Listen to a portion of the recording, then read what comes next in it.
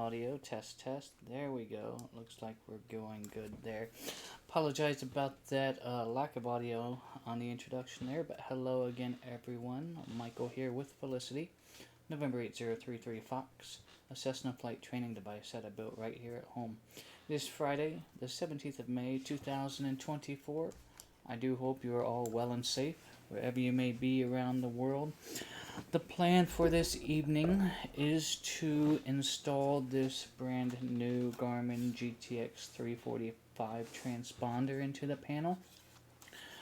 I received this a few weeks back from RH Products based in the United Kingdom.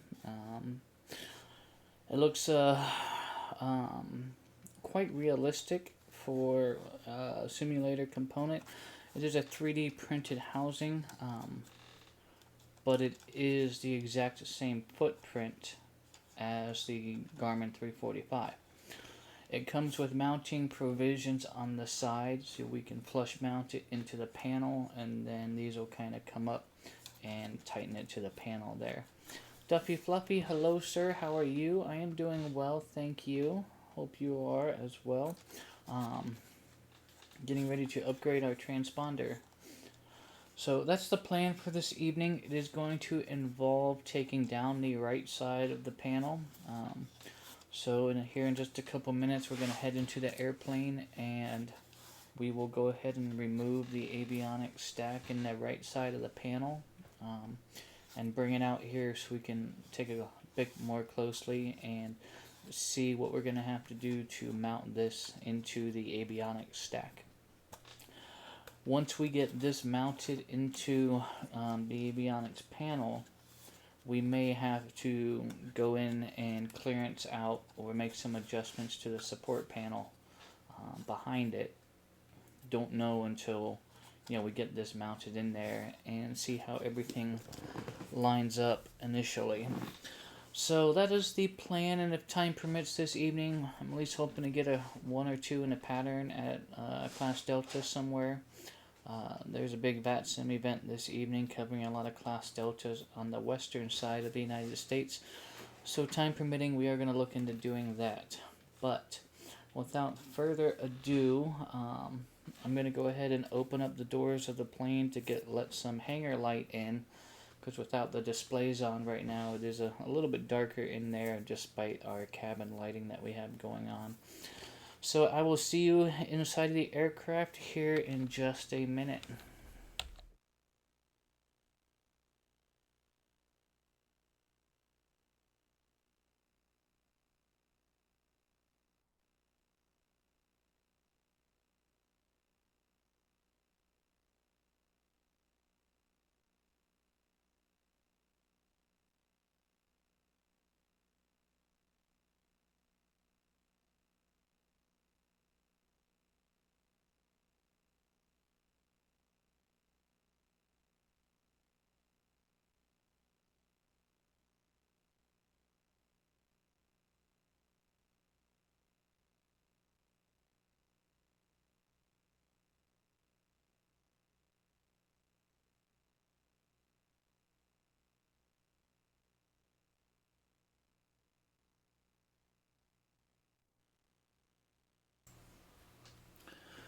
Alright, well, hopefully everyone can hear me. I'm going to try and reposition the desktop microphone. I forgot that with the simulator computer off, that the headset microphone isn't connected. So I'm going to try and get this microphone as close as I can.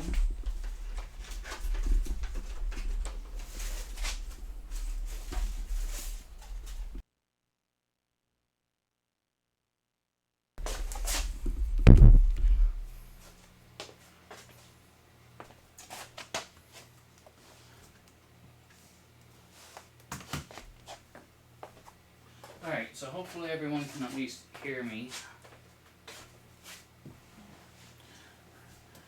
I can at least see the microphone, so hopefully it can pick something up. Okay, well, we'll start by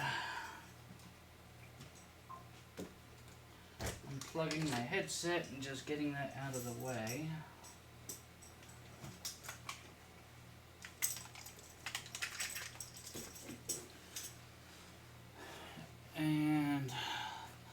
wet compass. Pull our glare shield up and set our wet compass right on the support.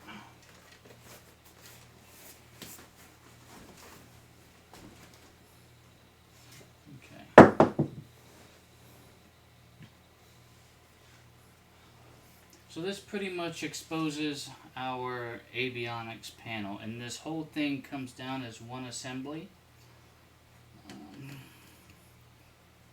Need to take our CO2 detector off.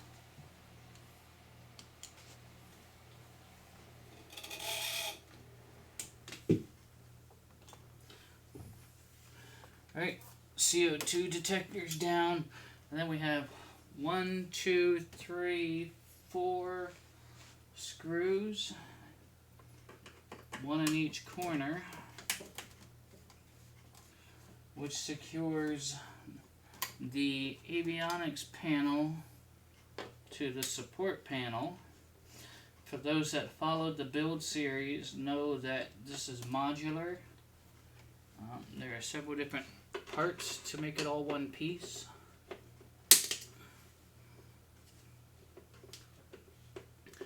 So behind this panel here is another panel that it screws to.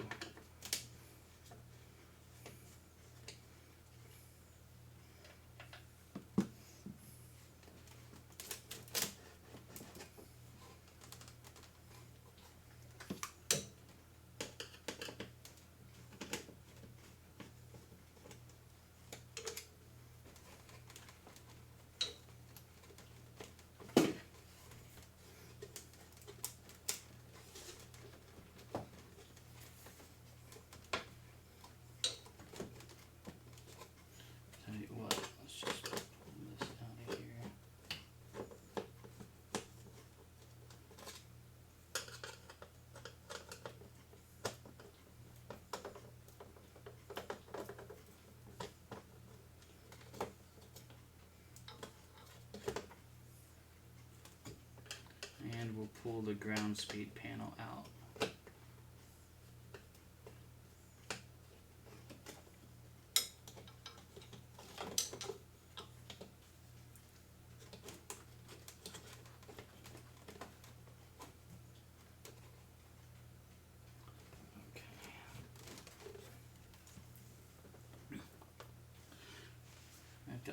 Reach behind and unplug the HDMI cable from the 650.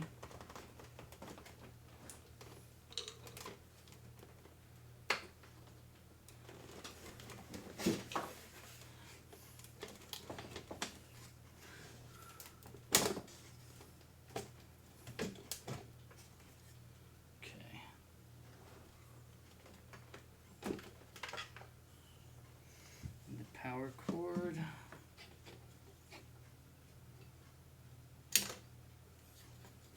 Right now I'm going to go ahead and disconnect the transponder panel and the ground speed panel while we're sitting in here and just get those out of the way because they've got to come out anyway. The rest of the stuff we'll leave intact and we'll just get it disconnected.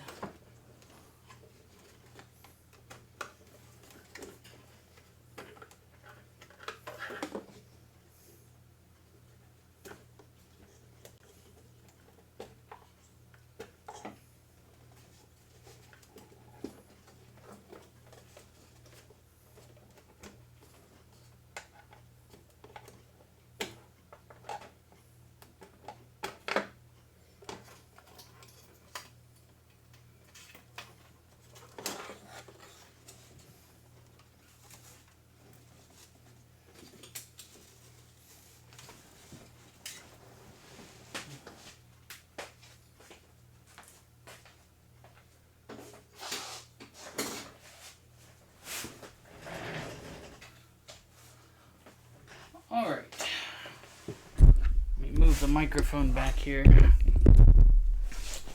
The GTX did not die, nothing died, was just we are upgrading. I'll get a little closer look here. So our transponder panel, which still works great, nothing wrong with it. other than, you know, we were given an opportunity for this upgrade here. So this is made by Prop Wash Simulations. It is their transponder panel that, you know, I actually narrowed this one down to match the width of the Garmin units. So it's just an upgrade, nothing wrong with it. This is actually going to go in the mobile simulator panel for when I go out and about. I go to a lot of real aviation type events. You bring the mobile simulator along and give kids opportunities to essentially mimic what, you know, their parents are doing that same day, flying into airports and whatnot. It always tends to give the kids a good time, and so adding that will just give them another bit of sense of realism. So, okay, here's what we're working with. And again, for those that followed along with the build series, you're very familiar with what you kind of see here. We've got our audio unit, our 650 and our 430, the Copilot G5s, and then our autopilot here, along with the Hobbs meter and the ELT switch. So let's take a look here. And previously I had the transponder on the bottom and ground speed DME on the top here. We're going to flip that around for this new setup deal. We're going to go transponder, and then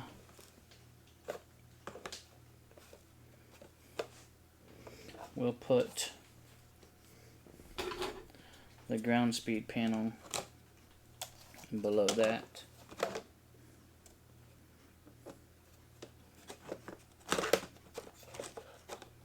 At least that's kind of the plan. And to mount this thing, just kind of eyeballing here.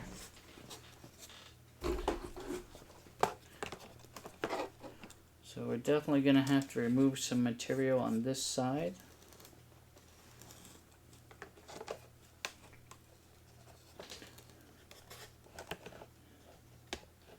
And probably even the same thing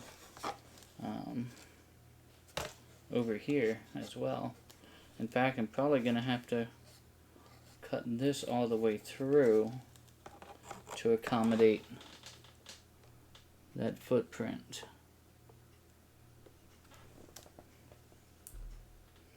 Yeah.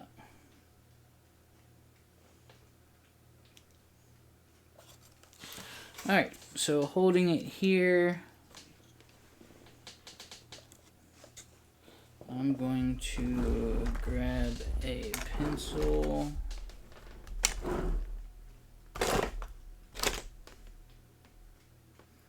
Or so I thought. I'm going to grab a pen. And I'm just going to kind of mark the line.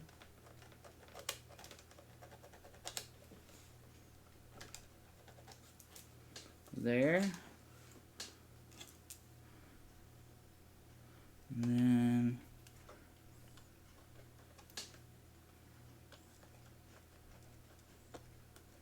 do the same thing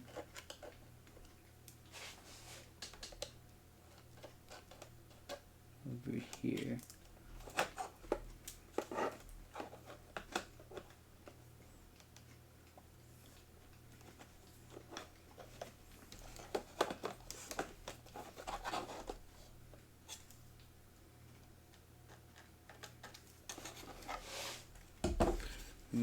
Essentially, just kind of what I've done is marked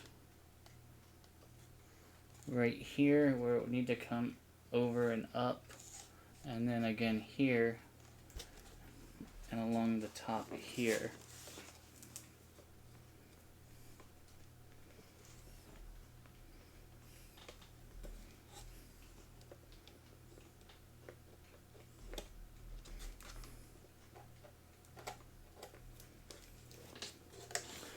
But that leaves me with a small caveat. Because this audio panel or transponder is physically wider than the panel we're mounting it to,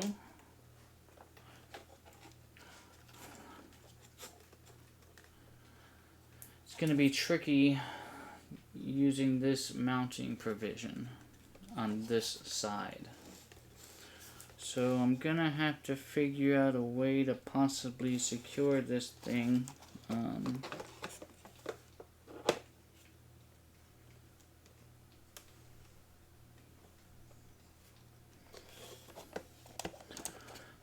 So I think my goal would be to, when I notch this and cut this out, to keep it very tight, almost like a pressure fit.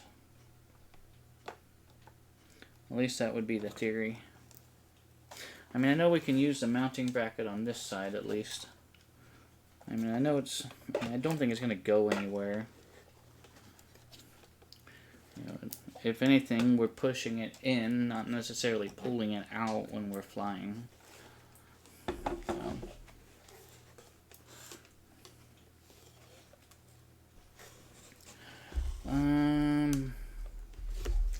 The 430 and the 650 were both adhered with double-sided sticky tape. So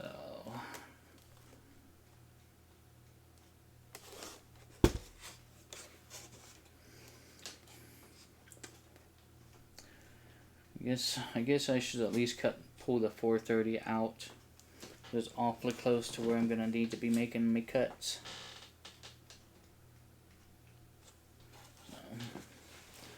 Let's see, what do I need? Ideally, I need a pocket screwdriver. Do I have one laying around here?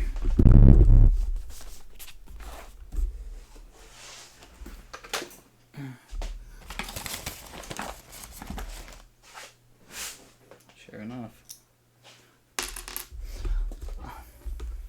I'm just going to use this as a little lever.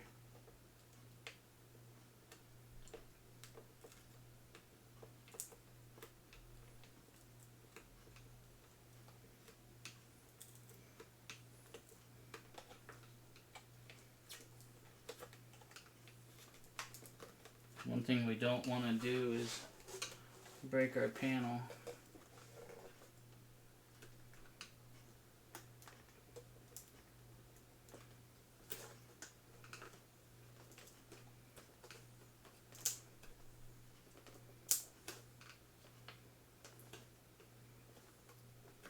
At least we know this wasn't going to go anywhere.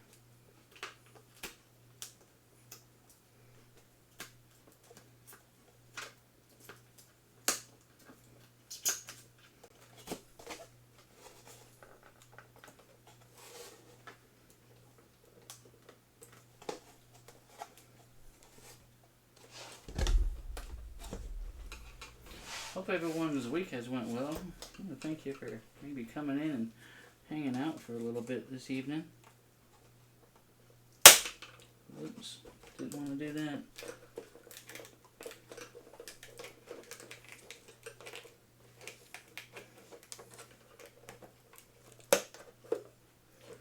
Okay, that's not terrible.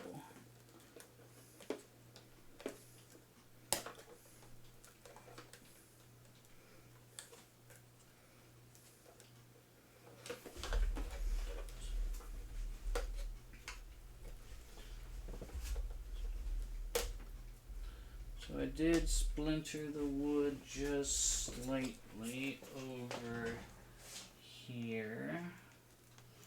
It'll be alright. In fact, I think I'm going to just put a small bit of clear tape on there.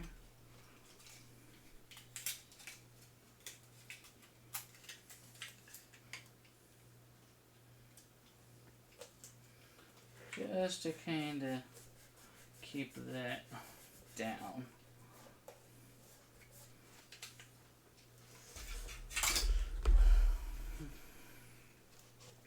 but I've got a lot more room to work with now.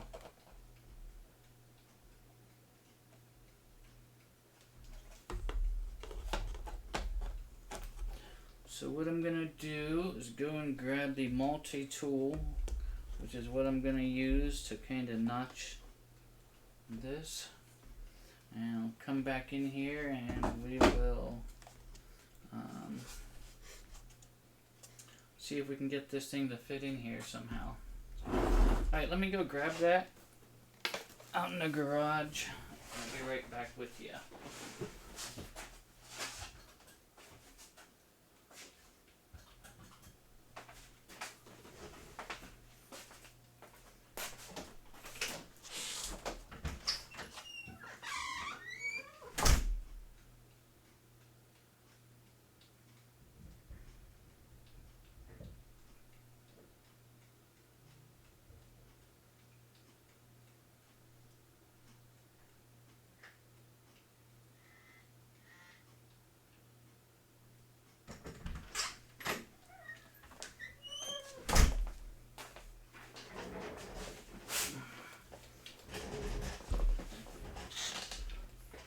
Call this a multi-tool. Just a mini oscillator. You have many different types of attachments you can get for it. This is what we will use to make our finite cuts to get this transponder in there.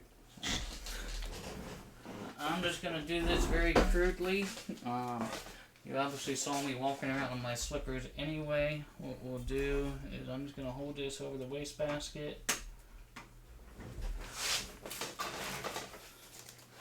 And we'll make our cuts. I'm going to cut on, I want to cut on the inside of my line. I don't want to go too big. I can always make it bigger, but I can't really add material.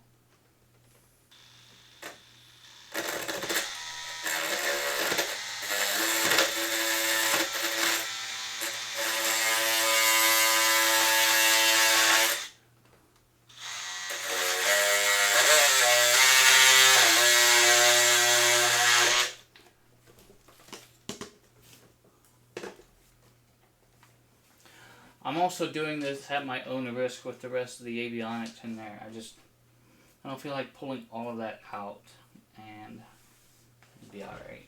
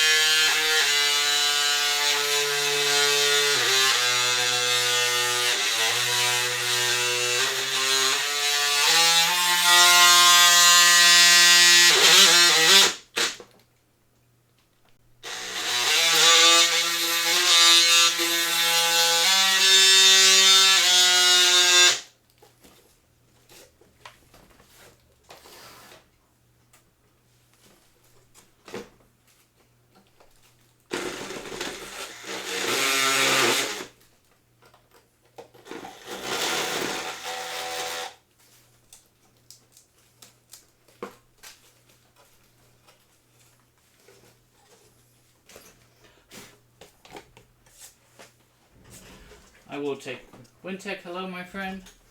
When I'm done, I will take this out to the air compressor and we'll blow it out real quick.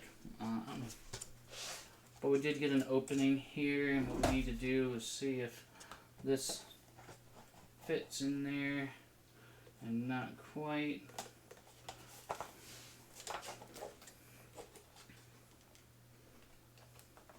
Actually, it does.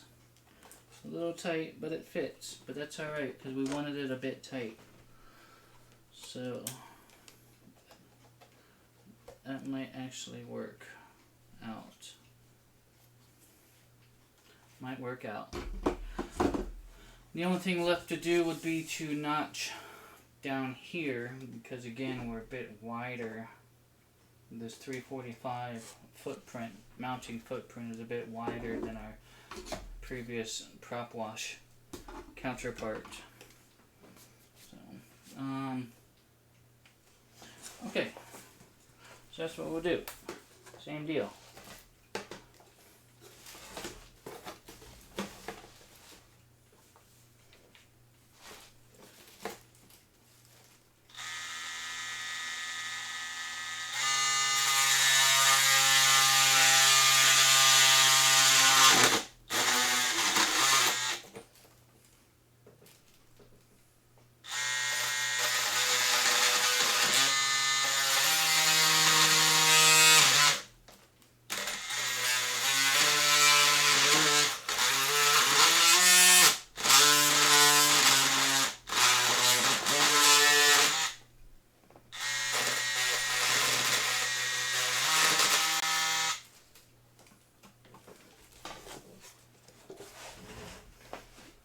Alright,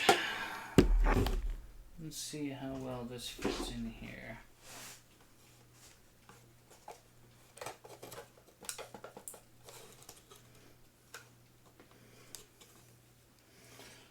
Well, I think that'll be alright actually, once we get it screwed up in there.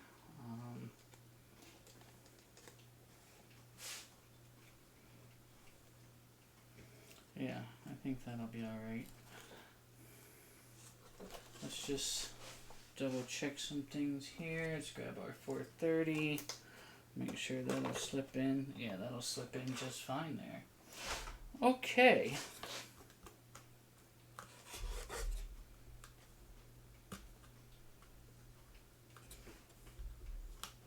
I'm going to pull this double-sided sticky tape that's remaining from when we originally mounted that 430, because I'm going to have to put new on here. I thought about just putting it directly over the old, but this stuff is, you know, it's not very, very thin. It's every bit of a 1/16 of an inch thick. And if I double that up, it's almost of an 1/8 of an inch. And I just didn't want that smushy feeling, you know, with those couple layers of tape. With the one layer, it doesn't mush down too terribly far.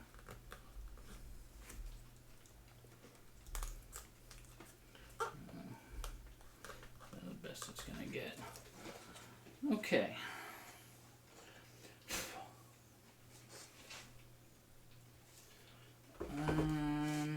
We know that the 430 will fit in nice and tight at the top.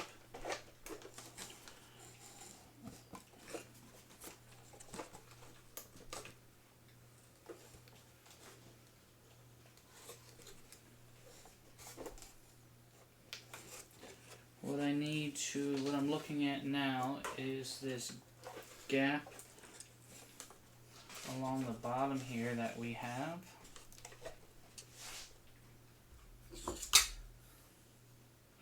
And if we put our ground speed panel in here,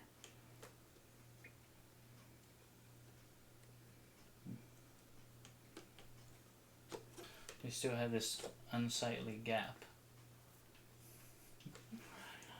Rouse House, hello. So what we're gonna do,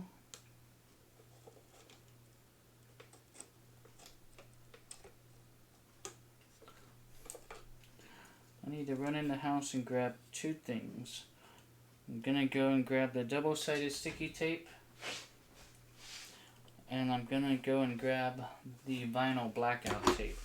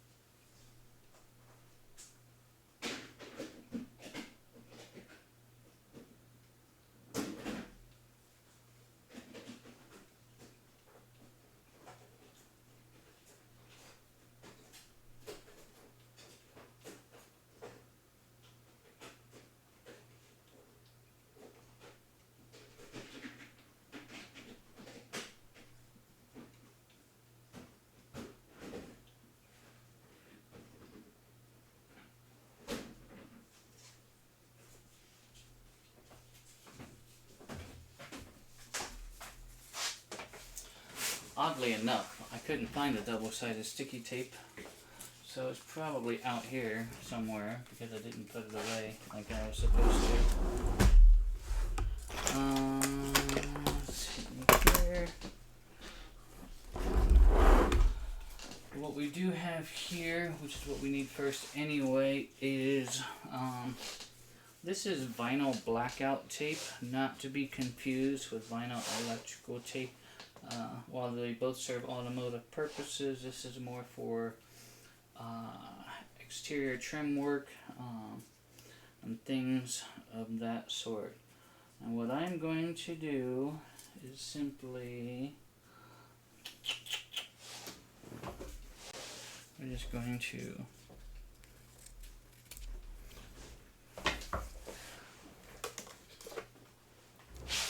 cut us a bit of this vinyl tape here.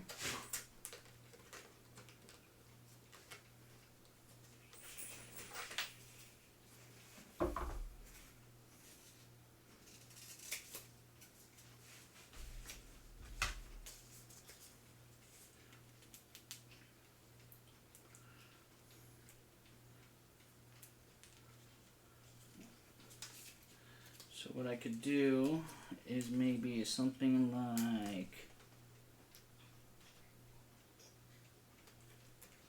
this, which you know, when we're in there flying, it's not going to be much of an issue. Or I actually have downstairs, I actually have a black faceplate, metal faceplate that's blank. I could also use to possibly fill that gap.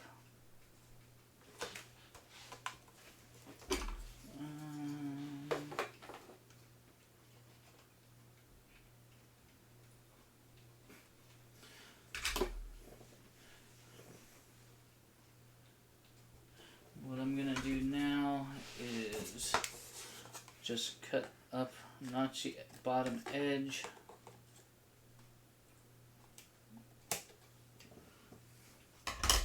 And then we'll just kind of fold this up on itself here.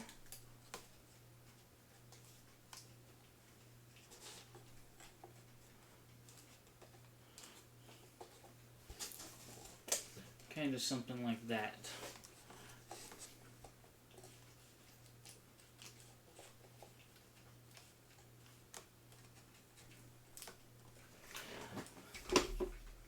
And then we have this space available down here for our DME and ground speed panel.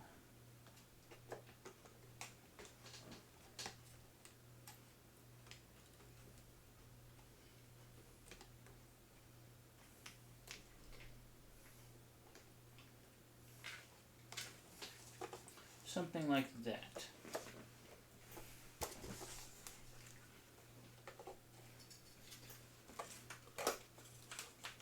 Alright, but now I do need to find that double-sided sticky tape because I need to resecure the 430. So what did I do with that? Bear with me a moment.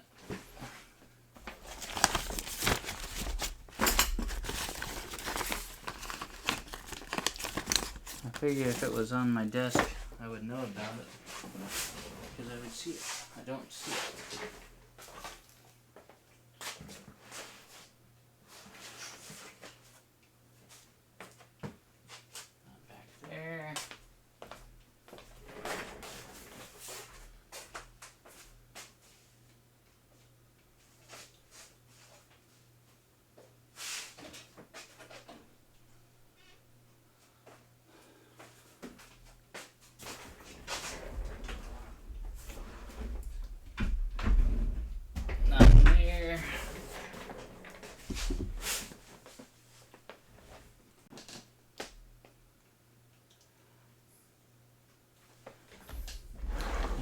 Where I put that back where it belongs.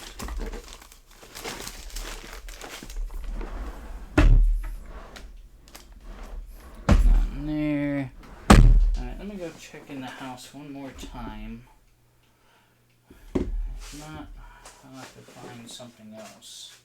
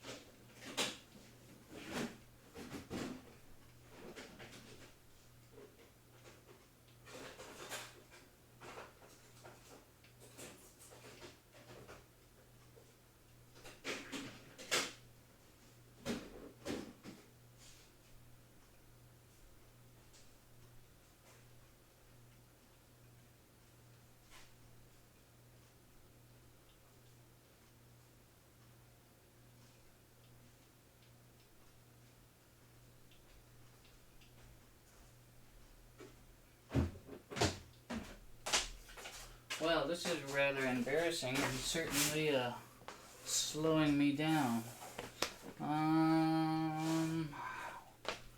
Let's see.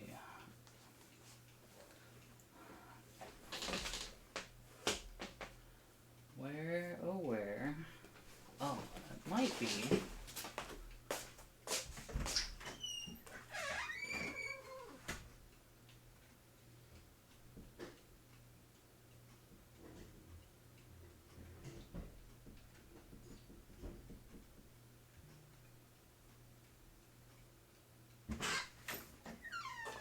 Nope, certainly wasn't there either.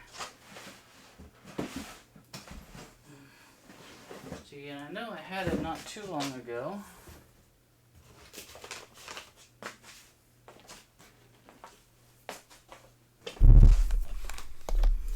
And I said to myself, don't lose this, because you're going to need this soon.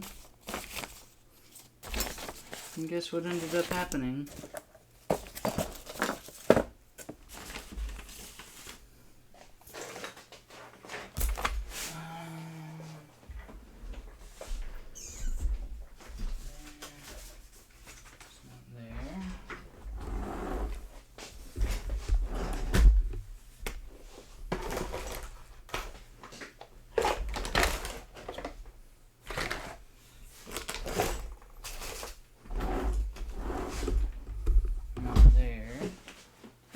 Inside the plane.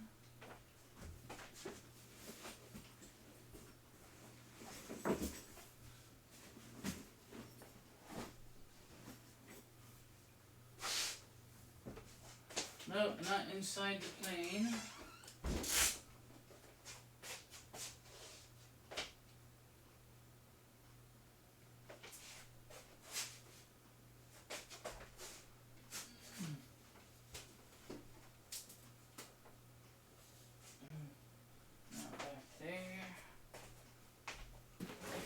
Nerd with Wings, hello. Man, I am losing my mind because I totally misplaced my double-sided sticky tape and it's slowing up progress. Other than that, I'm doing alright. Unless I'm going senile. It's not back there. It's not on that shelf.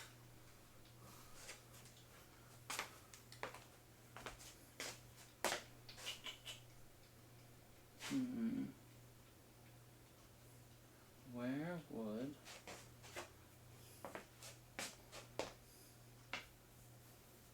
that have ended up? Oh, this is frustrating.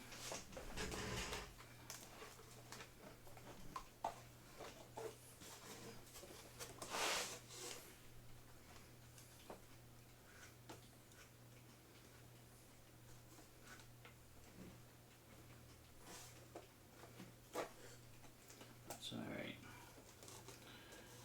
It'll be alright for now. I'll have to come back in and possibly redo it when I find it.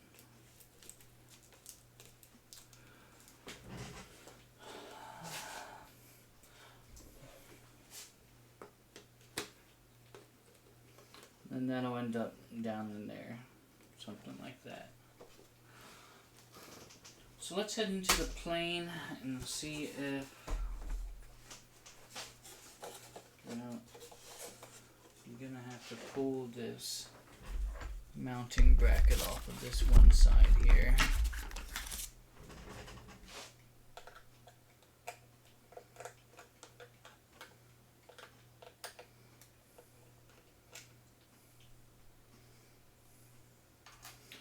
Alright.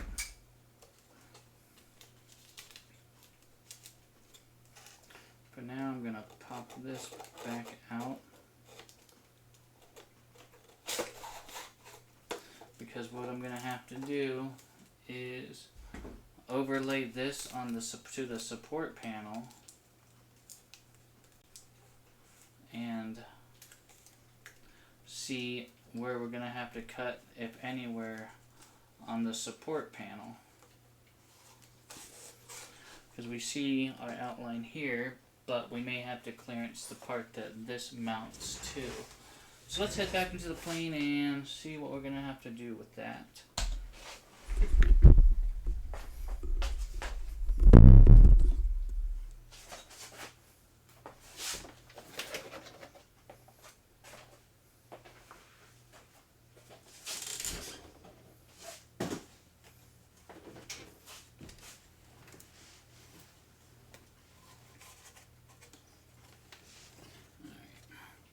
Just gonna kind of tuck these wires back in here, just to kind of get it out of the way for now.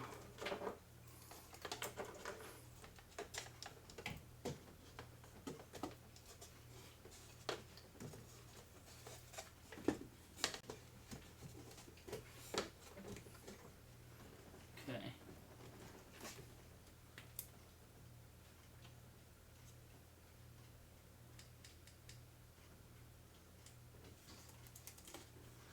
Alright, I am going to have to cut some off of the support panel too, it would seem.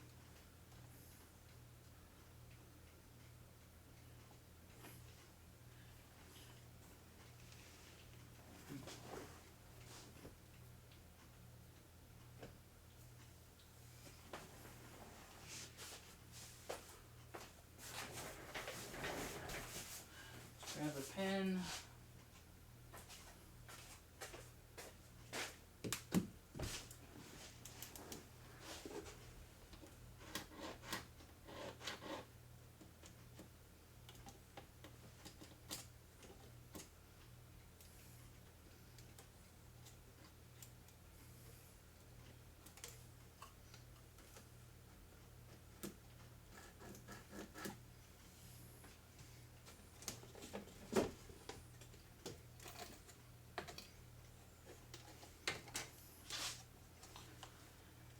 Alright.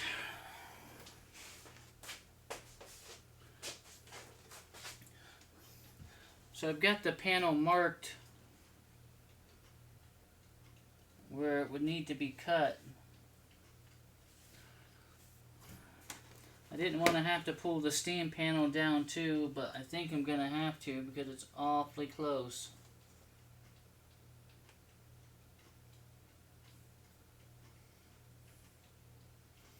It is very close.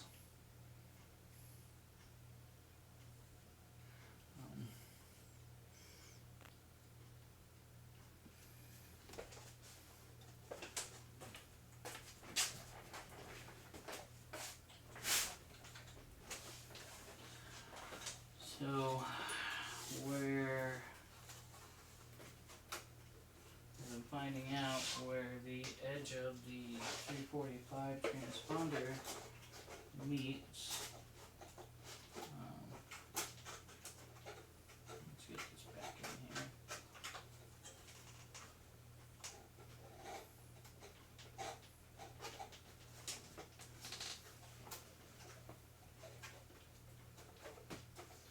So where the edge of the transponder here meets Meets the other half of the panel is awfully close to the, or where I have to cut out is awfully close to the steam panel, is what I'm trying to say. So I think I'm going to have to pull the steam panel down as well and get that out of the way, just so that we don't damage that when we make the cut to accommodate the new transponder.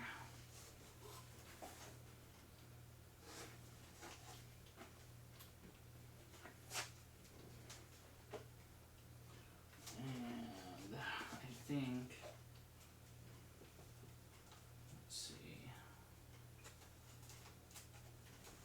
how can I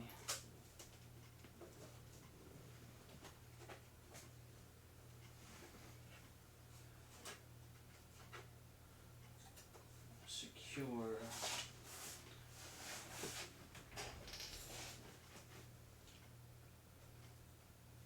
what I might end up doing is just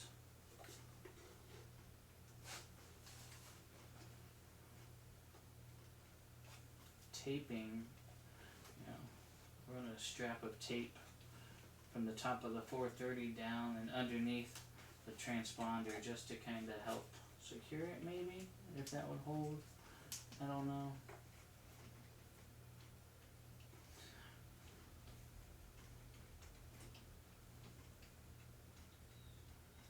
Man, I can't tell you how frustrated I am that I can't find that double-sided sticky tape when I need it.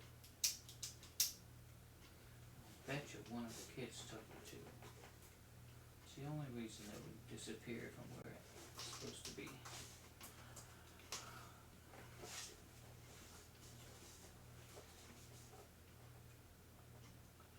Okay.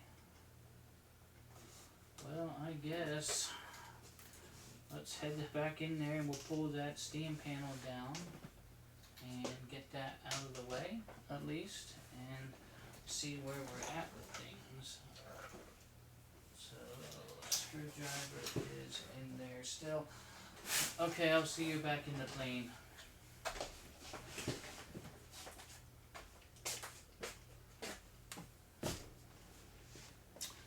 Okay.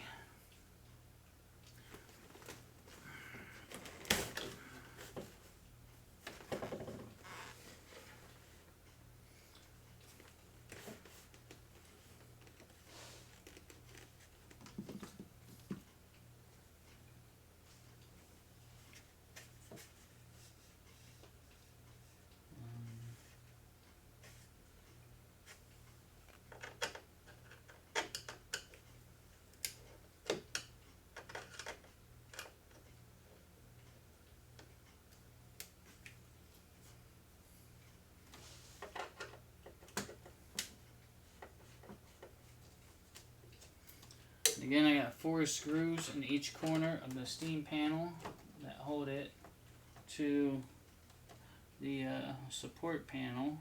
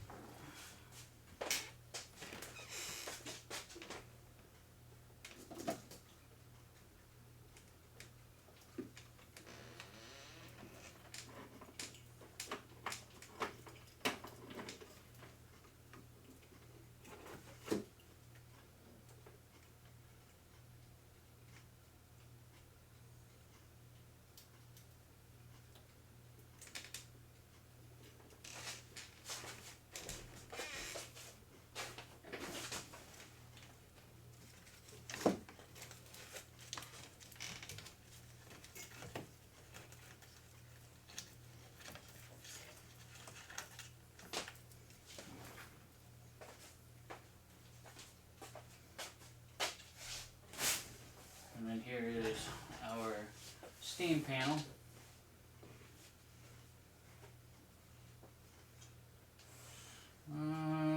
It's about 40 22 gauge wires that run along the back of this thing. And all of this plugs into an Arduino Mega 2560 board that's controlled by Air Manager.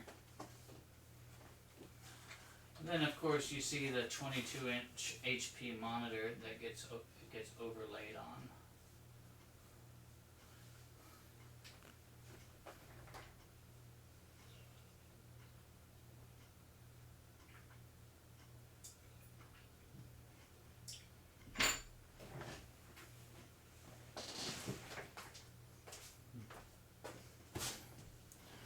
And as we see here,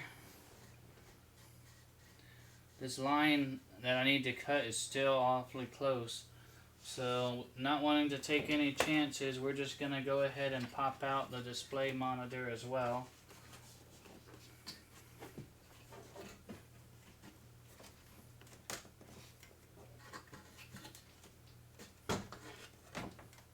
And this just flush mounts down in there.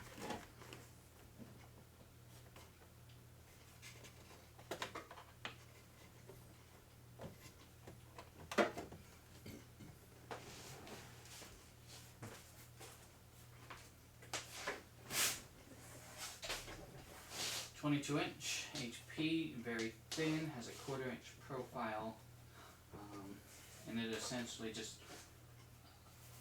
it sits flush with the support panel. That way, when the steam panel overlays on it, it's even with the avionics panel.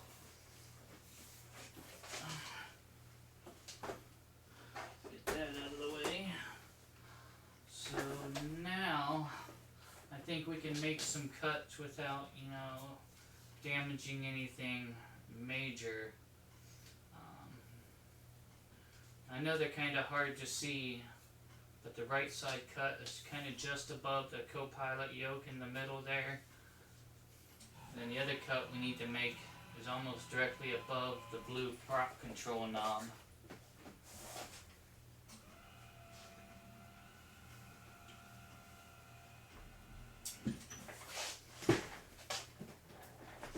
However, this stuff here is quite a bit thicker than our 1/4-inch MD or 1/4-inch birch that we use the multi-tool on. This is 1/2 inch thick.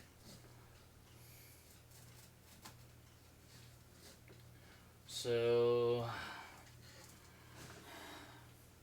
trying to think of the best way to do this. I'm afraid the jigsaw might be too rough. I might have to use that multi-tool.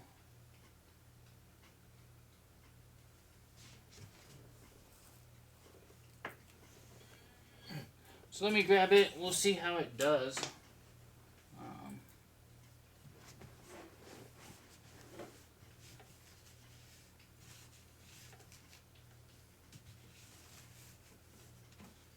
You may need to get a different blade for it.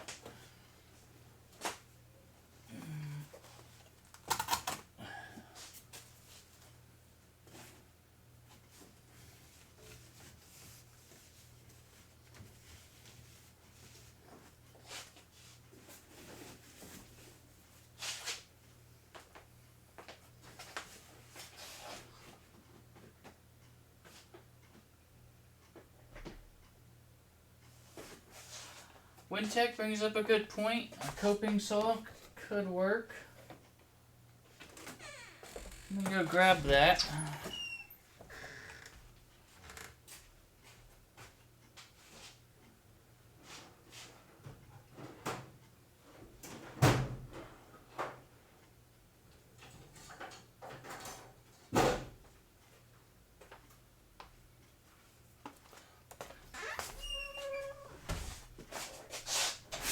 I do happen to have a coping saw. So this could possibly work. I don't know if it'll be tight enough to get in there. Maybe. Let's take them both. I'll see you back there.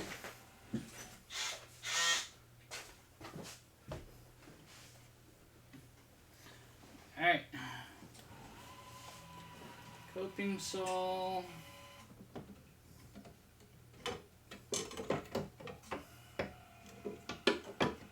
Maybe.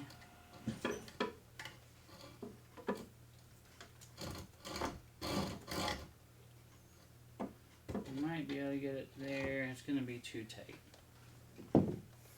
Just going to be too tight with that coping saw.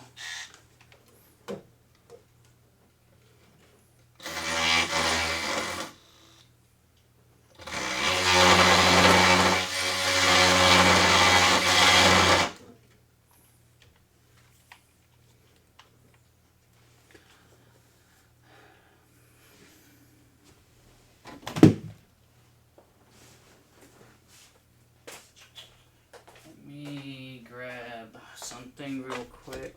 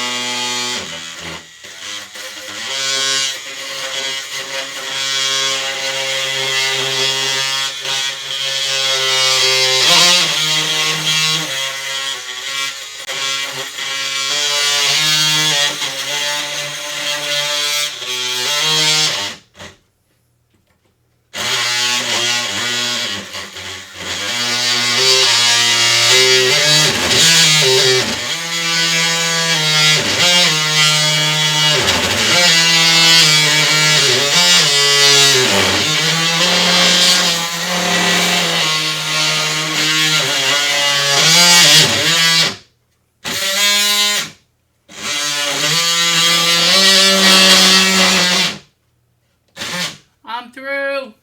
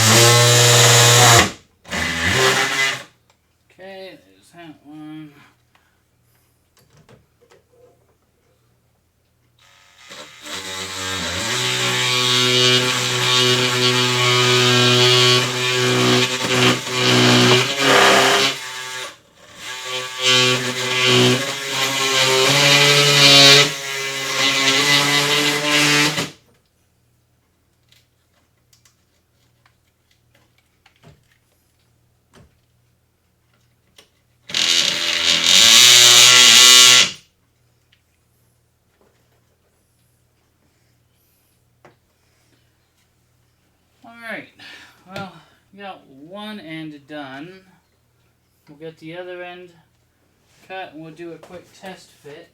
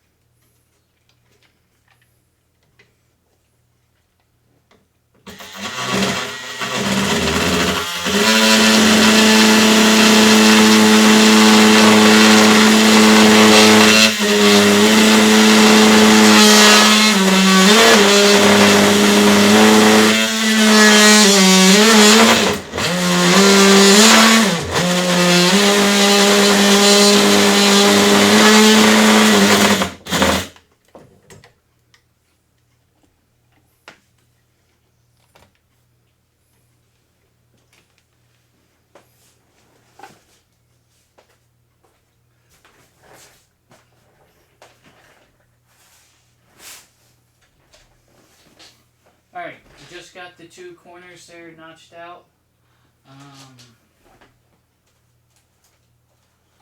So now we'll take this, we'll head in there, and we'll see if we can't get this to sit flush, or see if we need to remove some more material.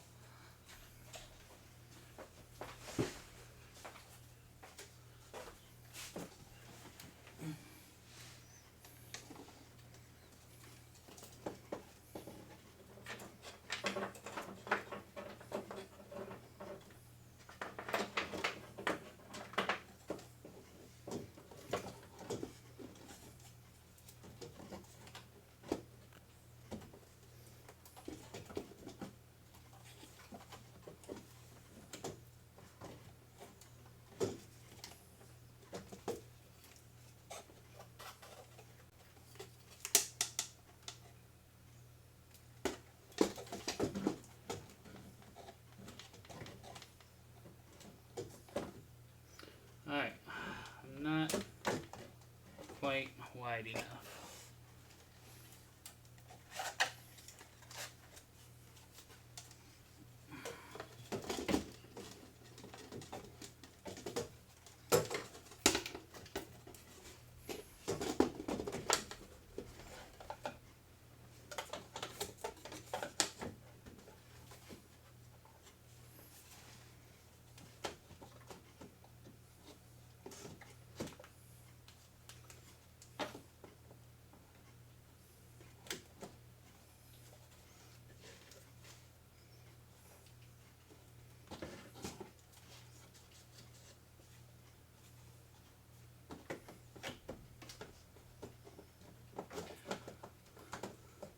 Right now I'm trying to figure out if I need to take more off the left side, off the right side, or off both sides of the support panel.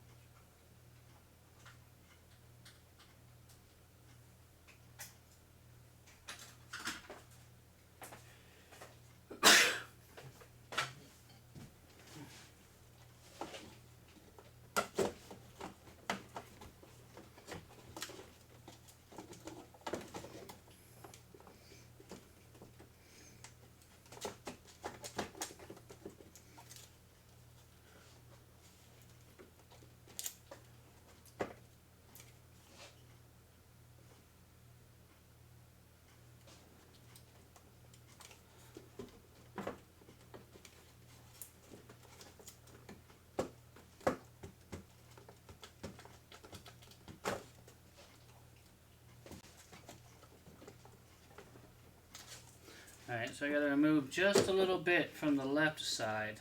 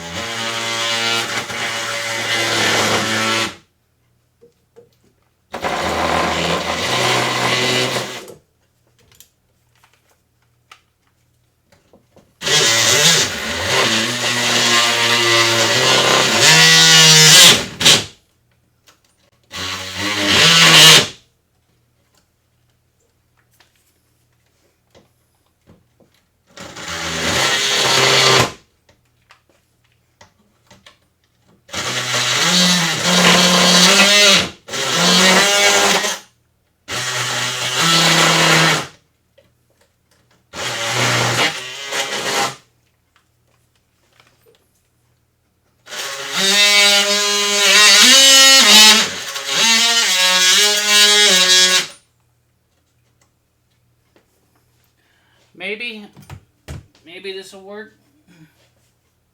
Where's that panel?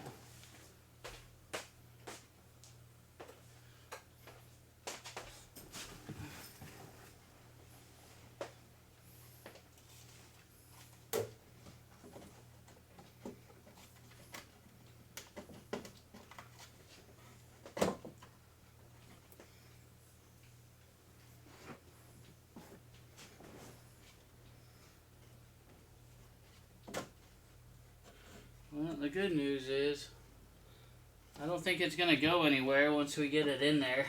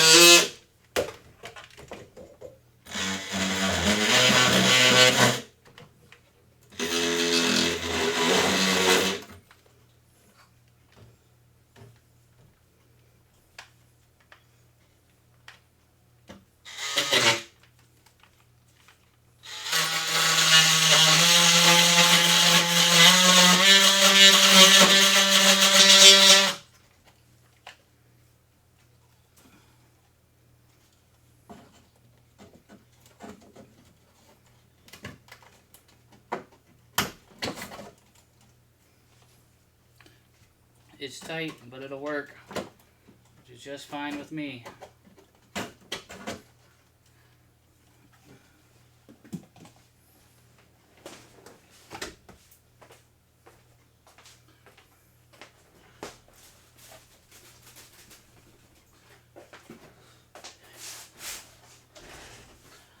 Alright, I think it'll fit now that we got it clearance enough. I'm going to run out into the shop and grab the shop vac, no pun intended. Bring it in here. I'm going to vacuum up a lot of that sawdust that I just made. Cranking as much as that up, and then we'll test fit the avionics panel and everything. As long as that fits up right, then we'll put our steam panel back up, and then we'll finish mount the avionics panel. At least that's kind of the tentative plan, how I'm planning this. So let me go grab the vacuum. It's going to be kind of loud for a minute. I do apologize. But we'll get this mess cleaned up and get this rig back together.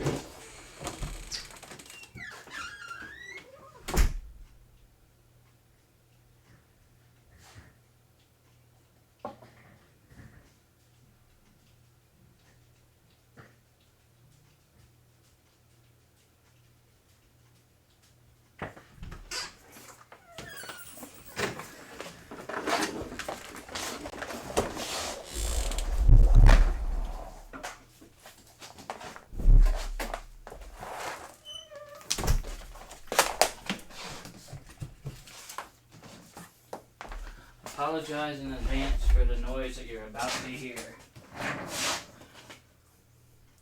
Maybe I'll just mute the microphone so it's not as annoying.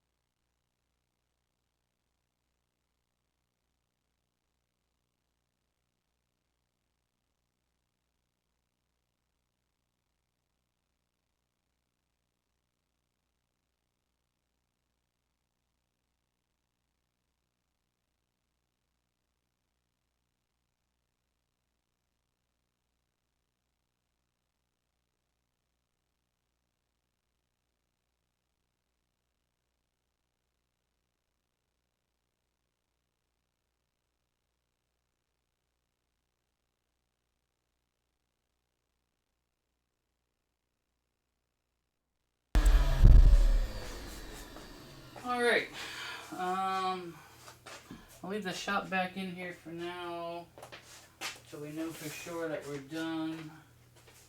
But let's get this panel test fitted.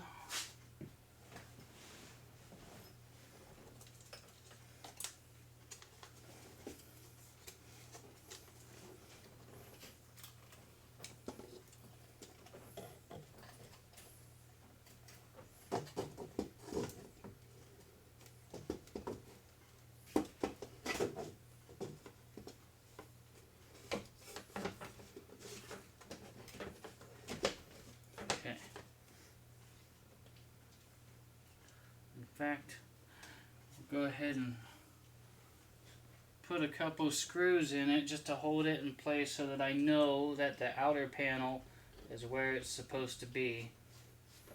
So as long as these screws screw in here, we know we're lined up. Alright, so I know the avionics panel is in its place. That's where it's supposed to be.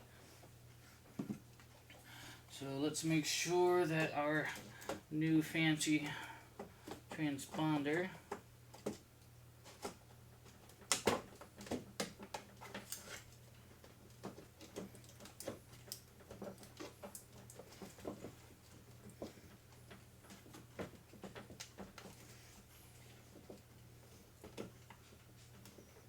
still a tight fit.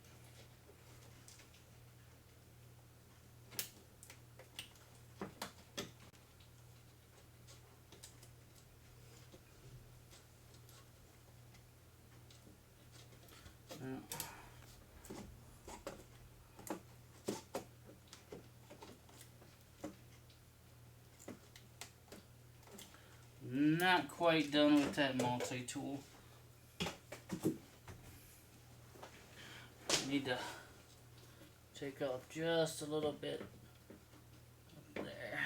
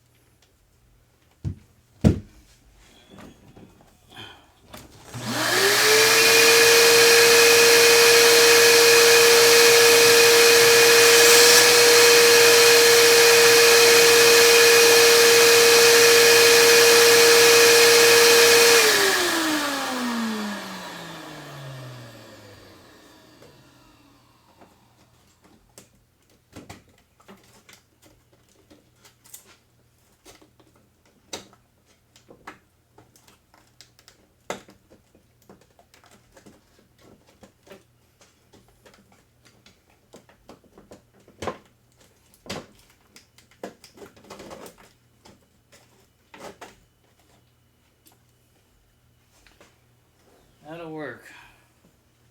It's tight. It is real tight. But that's alright because it's not going to go anywhere.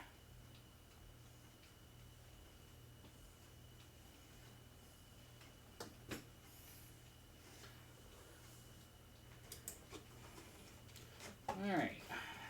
Let's go ahead and pull that out.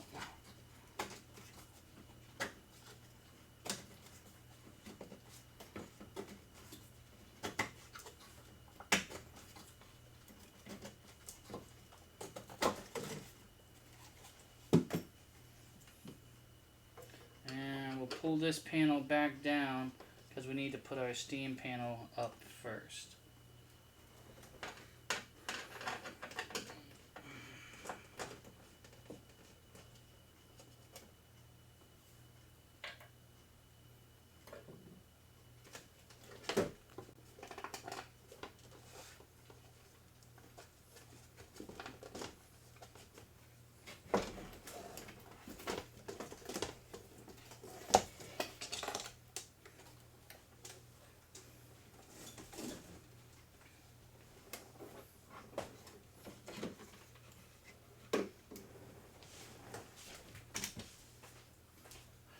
Alright, let's grab our monitor, get that in place.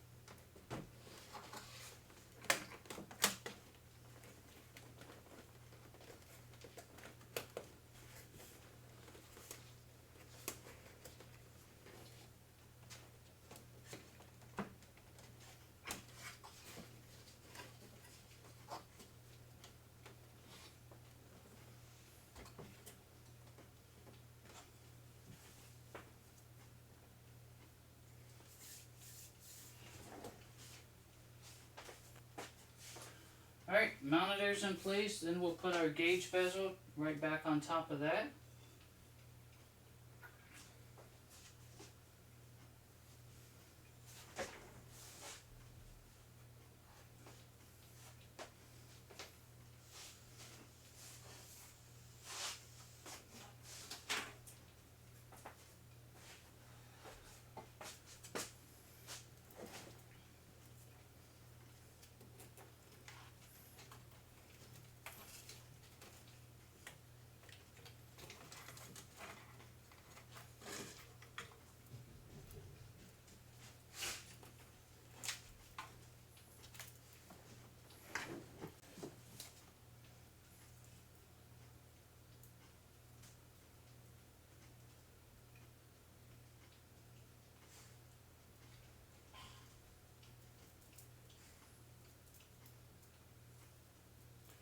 Making sure all of my wires are still connected here.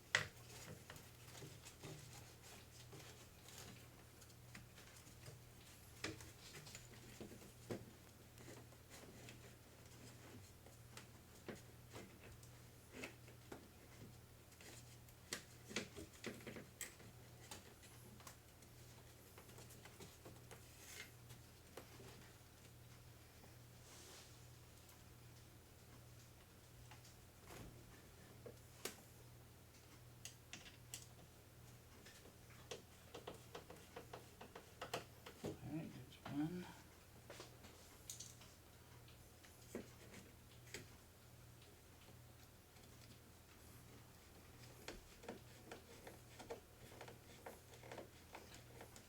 Two.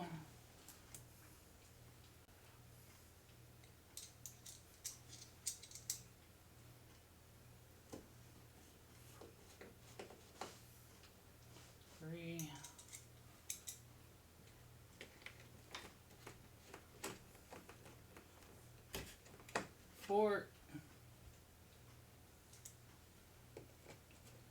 And last one. Put our phone charger back up here.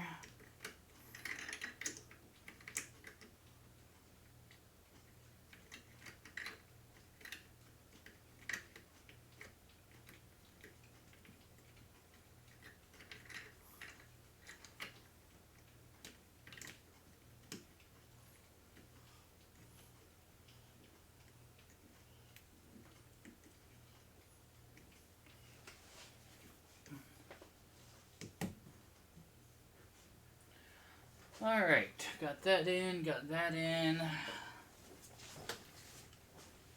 Steam panel is back in place. Forgot a spot, I missed a spot I need to vacuum real quick.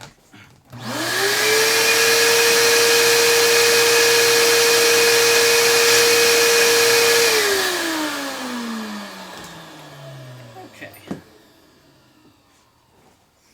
What do we have here? We've got 430 audio panel. It's gonna come up here.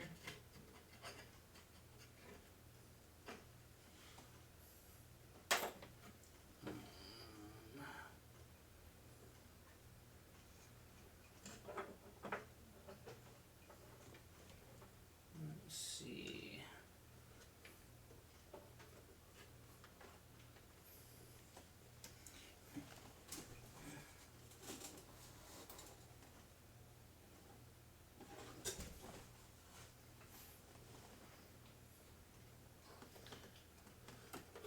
Where's the power cord for the 650?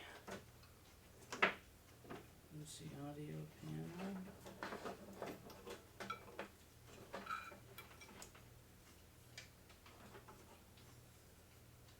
That's autopilot.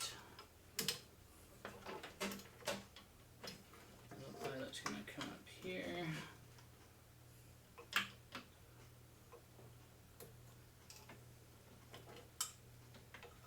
That's the 430.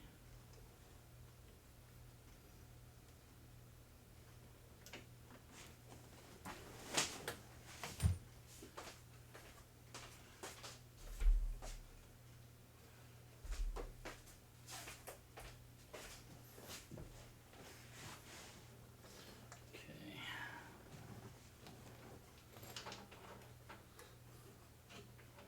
These are for the G5s.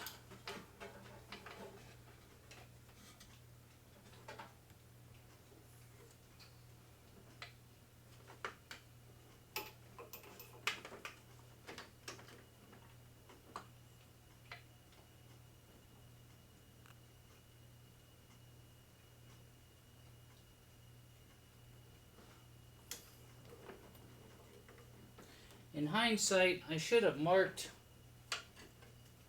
which HDMI cable went to what.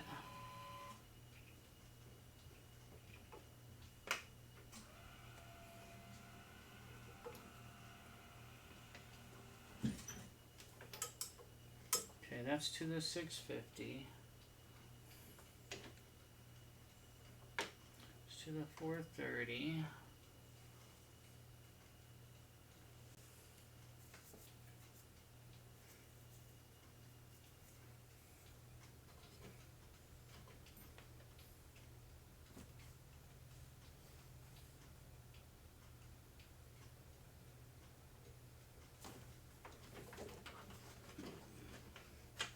Here's the rest of them.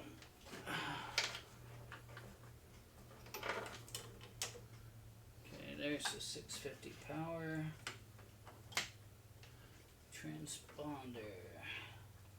This is a bright red cable.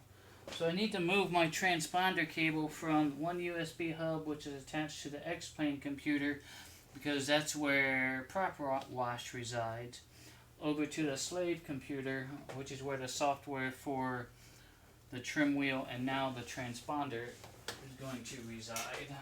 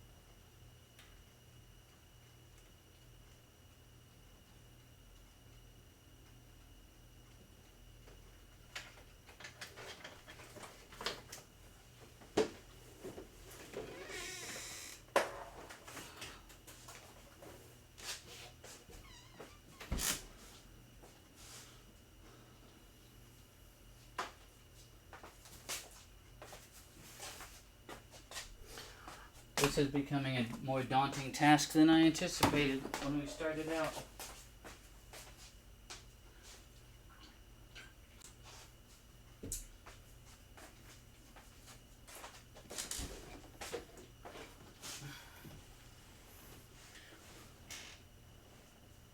Alright.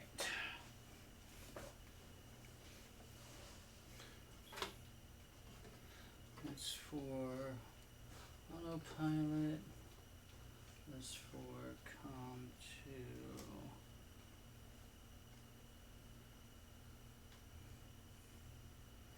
Which is DME, okay.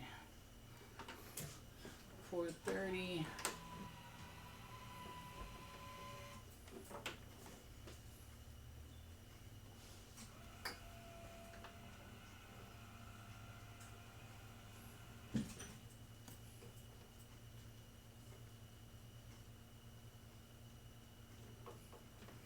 $650 G5s.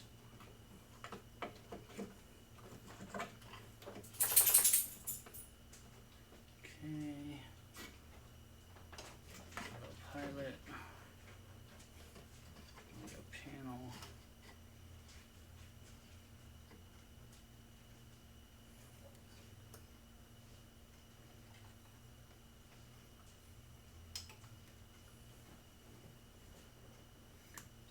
DME. 430.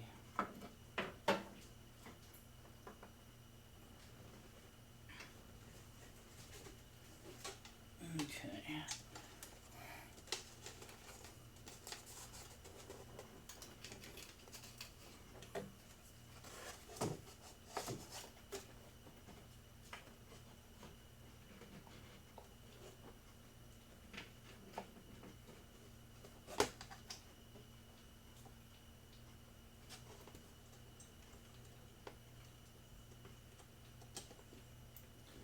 Autopilot plugged in.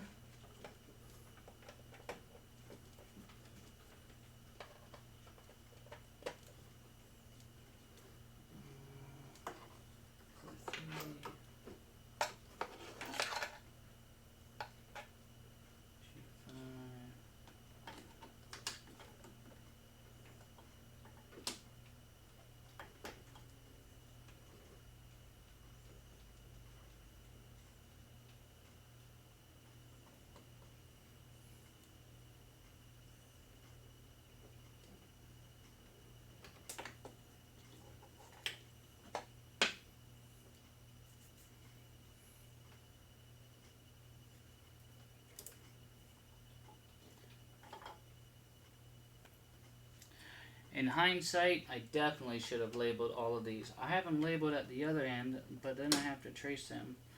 I know that these are for the 650. I want to say this is also for the 650. So then...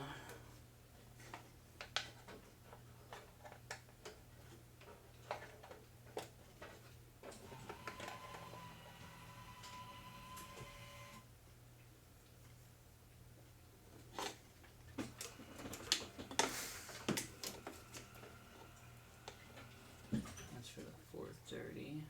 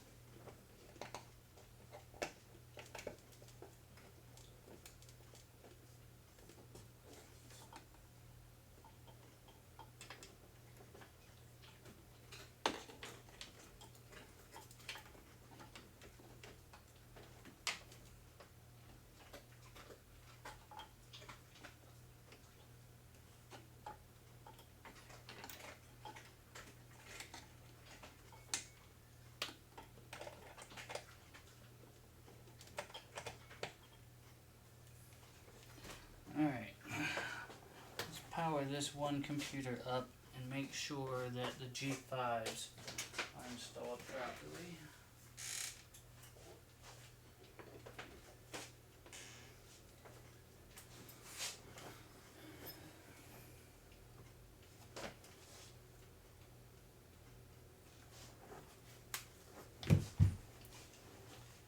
Okay, we've got display there. So this one that I need to.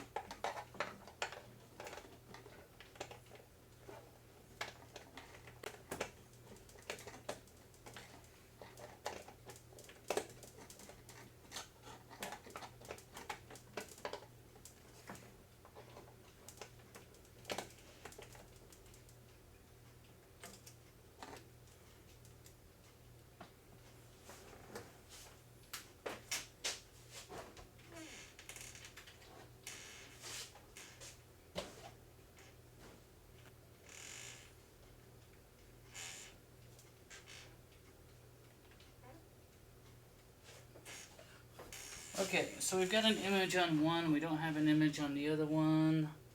So either, let's see.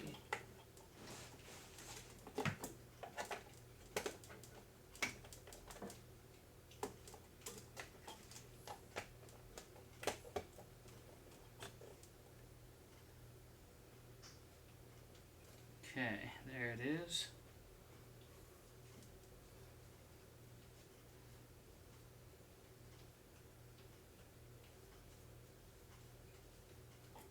Okay. I don't have.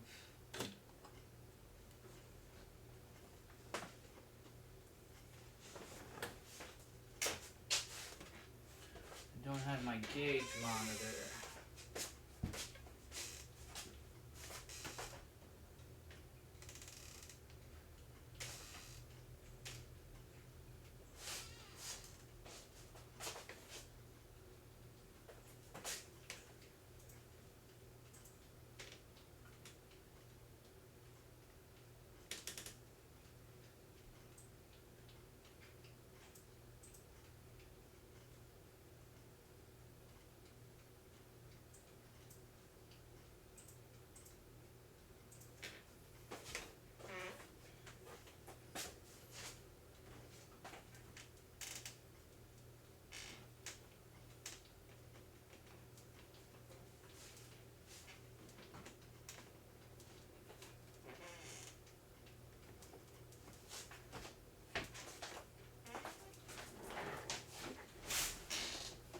I am not gonna lie, this is turning into be much more of a project than I thought it was gonna be.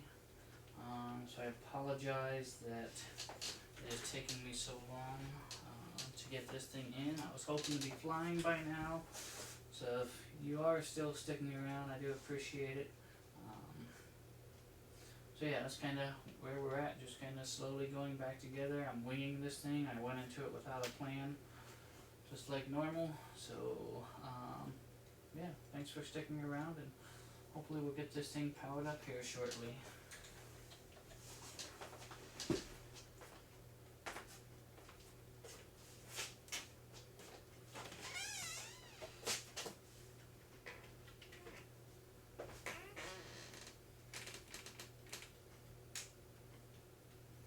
Still don't have any image on.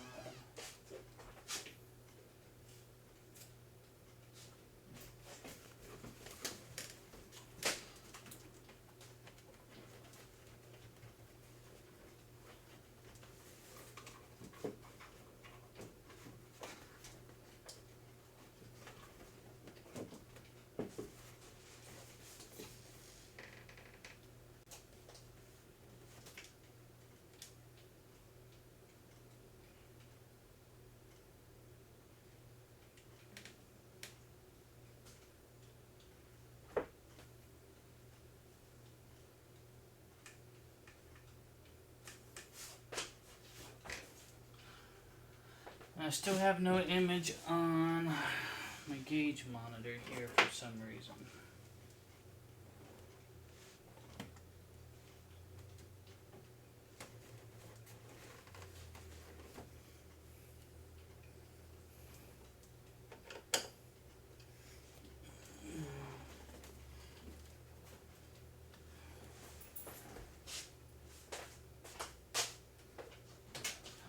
I'm willing to bet my HDMI cable is not fully seated for the gauge monitor there.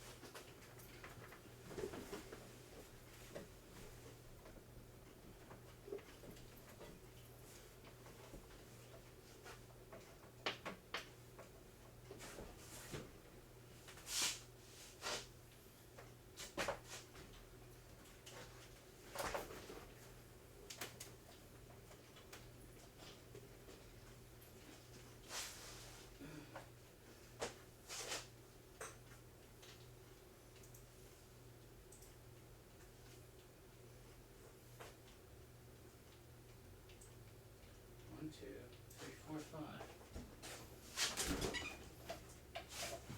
1, 2, 3, 4, 5. Well, they're all showing.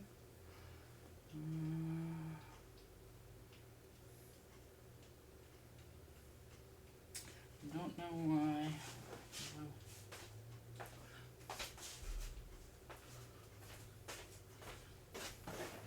Let's plug this in and see what happens.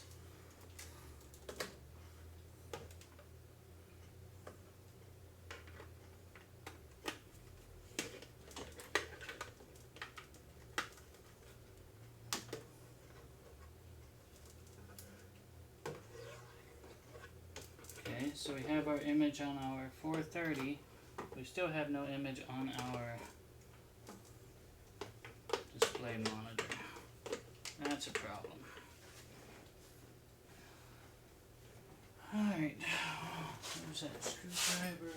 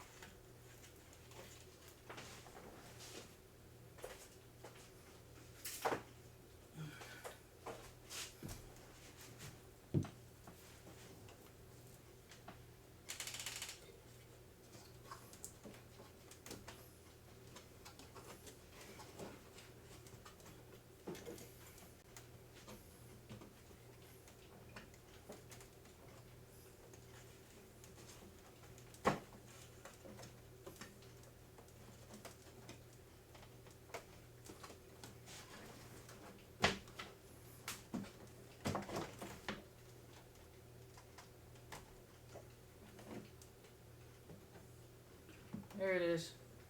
Apparently just needed to turn it on.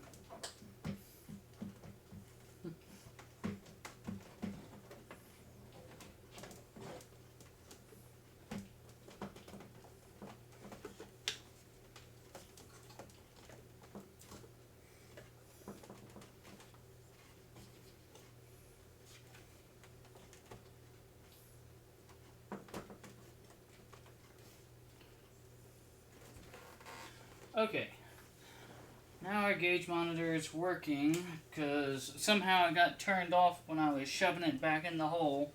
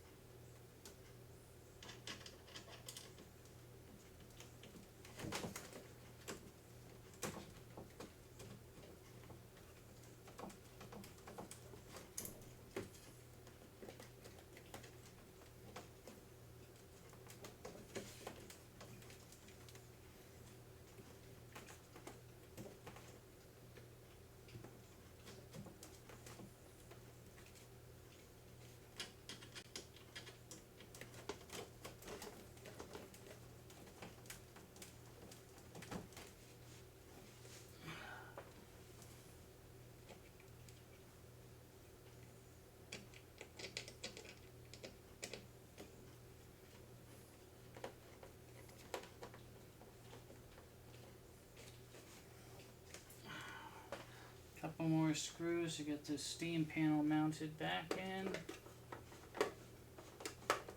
We'll fire up Air Manager and make sure that our G5s and everything are working properly before we actually screw the avionics panel back in place.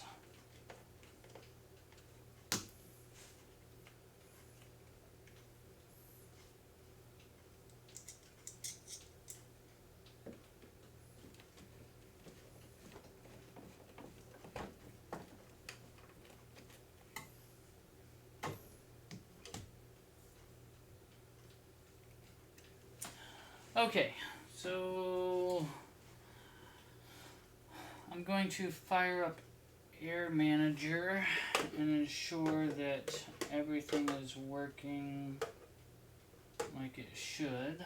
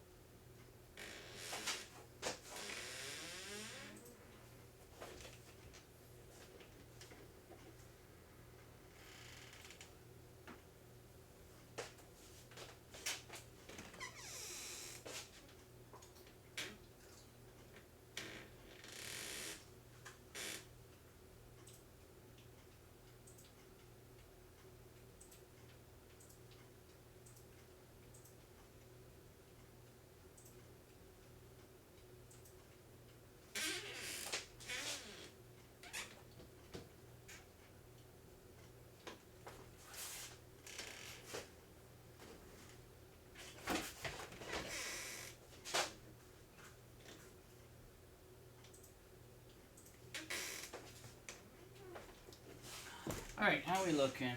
We've got angle of attack, 430.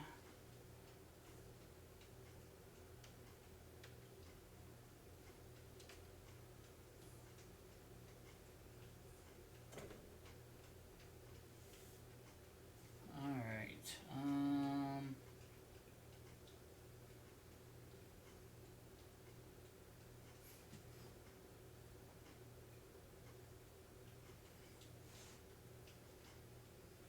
says we're missing an Arduino board, so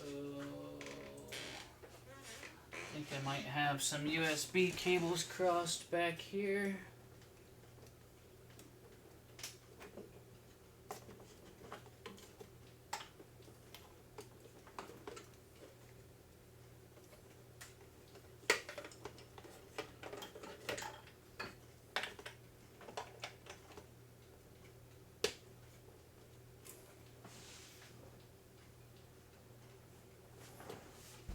Let's try this.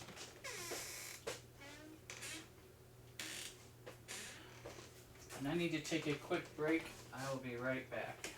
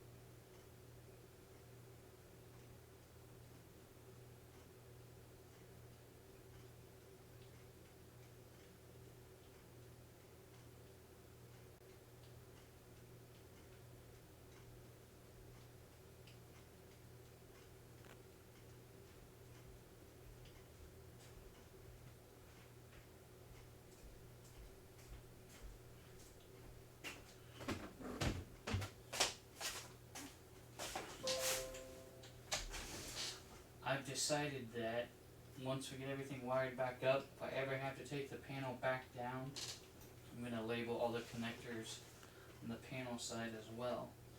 I did them all on the PCM side. I failed to do a majority of them at the panel side. So I think that's what I'll do next time. Right now though, I'm just trying to make sure that all of my connections are correct for the G5s before we put the avionics panel back up in place.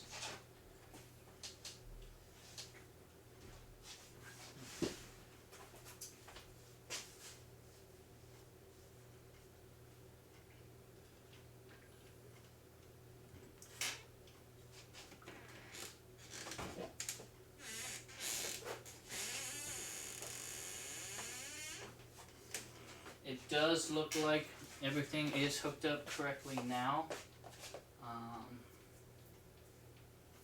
So I think we can go ahead and get the avionics panel screwed back up in there.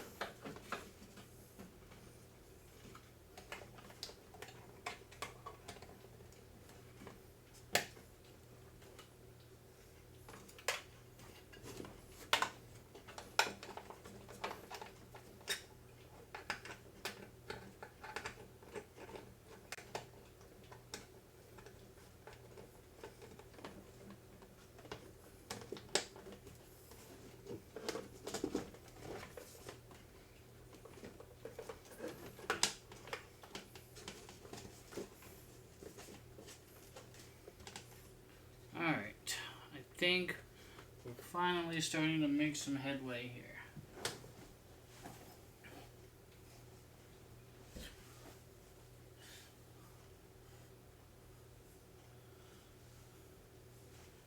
Now what did I do with that screwdriver?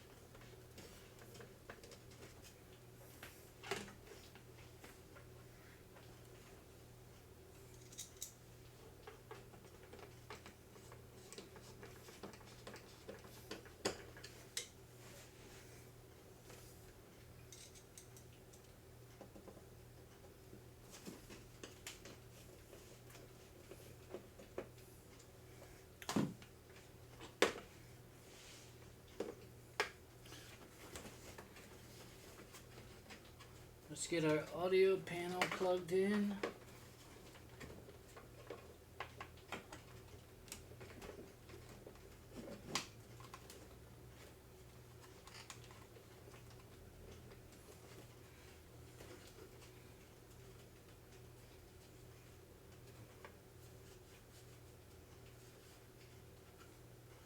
We'll get the G5 plugged in.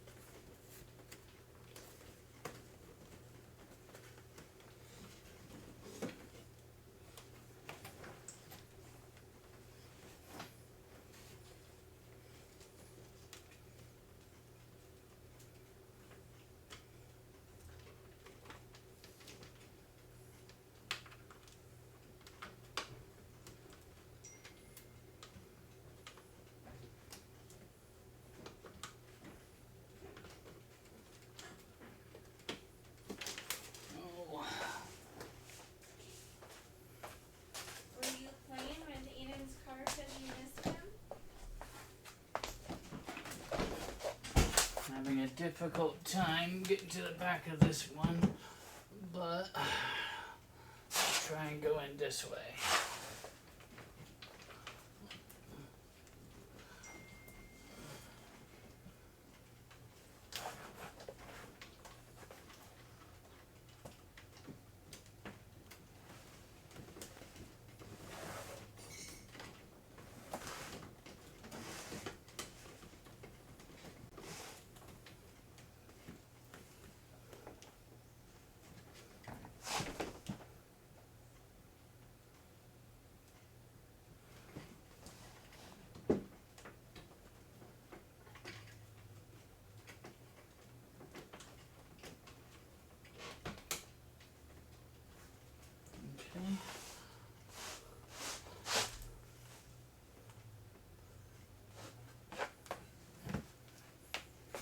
Alright, got it plugged in at least.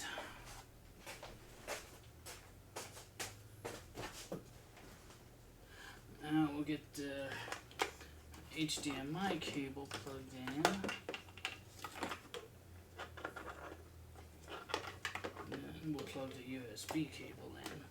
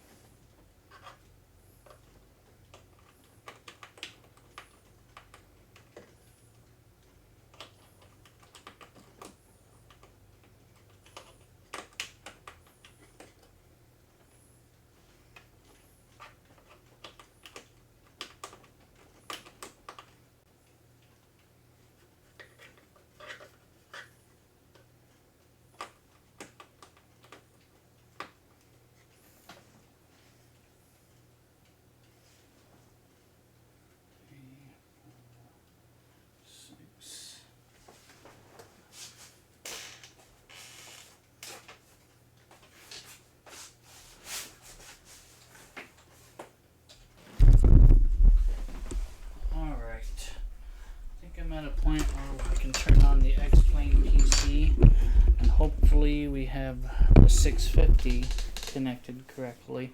So the 430, both of the G5s, they all work off of, off of this secondary PC. The 650 is tied to the X-Plane PC though. So we'll go ahead and fire that one up and make sure that all of our displays and everything are connected properly there. And as long as everything's good there, then lastly we can go ahead and mount up the new transponder. We'll put the 430 in, and then try and get this DME panel in, and we should be good to go. So let's do that. I'll turn this on.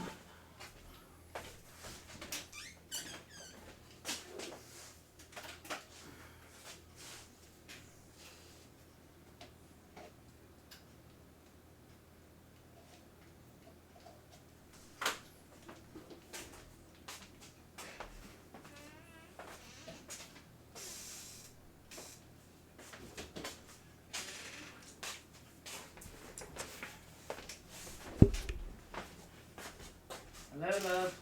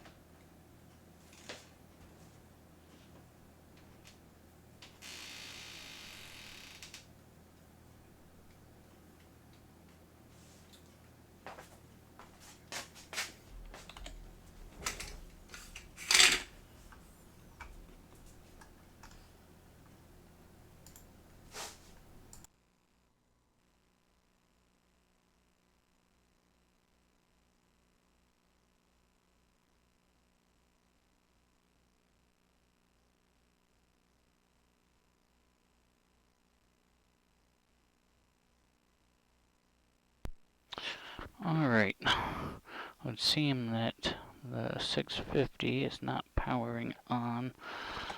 So, let's go ahead and, for now, I need to undo this panel.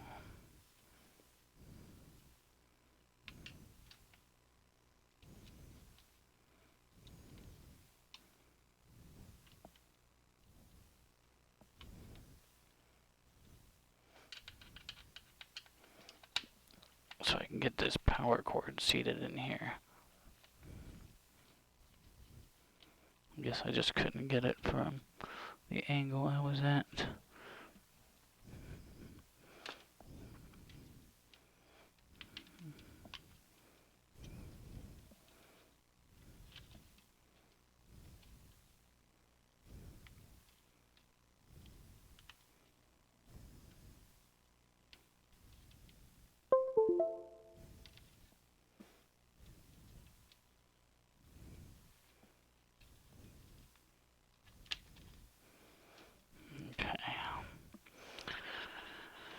So that's powered up now, and we got a display there.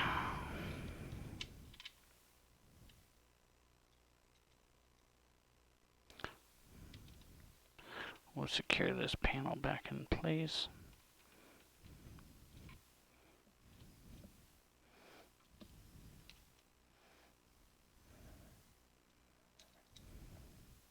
It would seem that my vinyl tape did not hold up too well.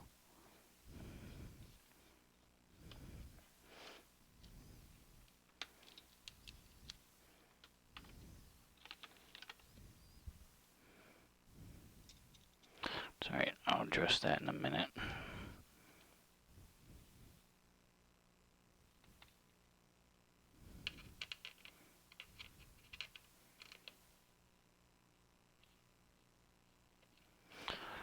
Okay.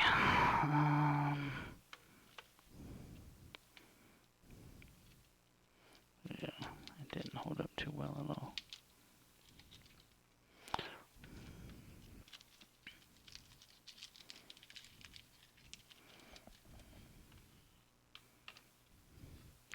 Let's go ahead and get that transponder panel in here.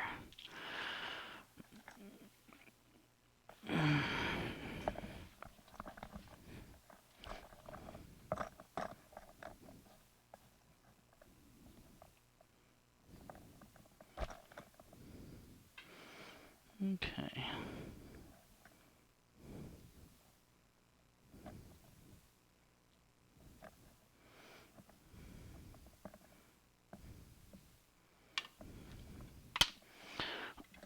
Oh, might be easier if I plug this in first to the hub.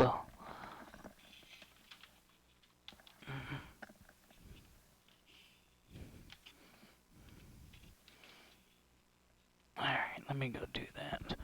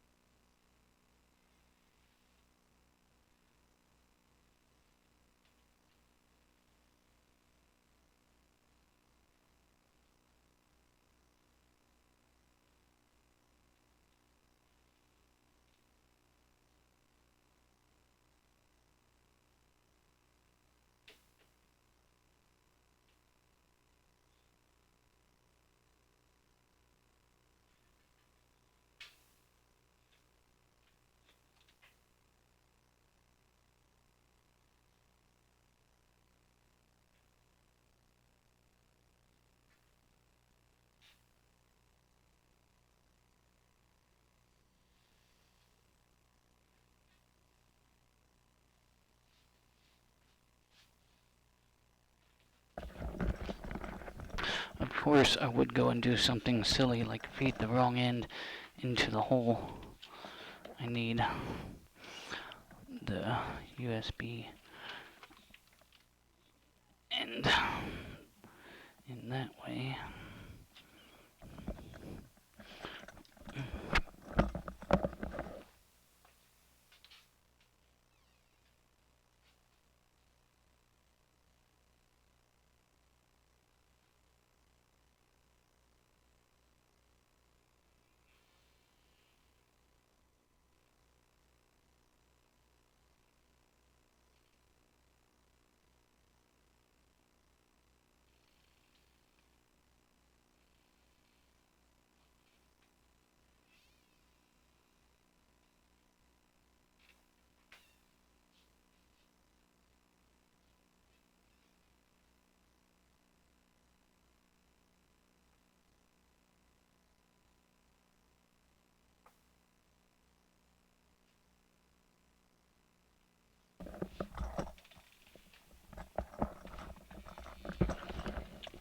Alright, I got the end plugged into the hub.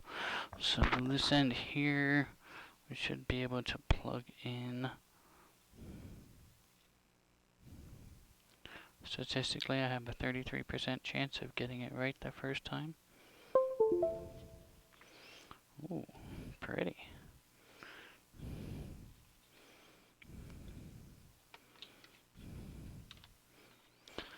Okay, let's carefully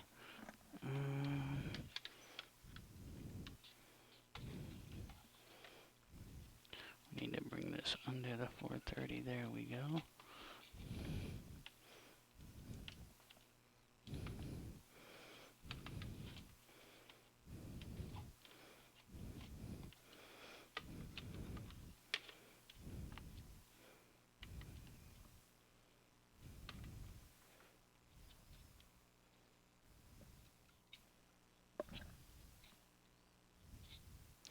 Oh no, I'm gonna have to widen that steam panel too.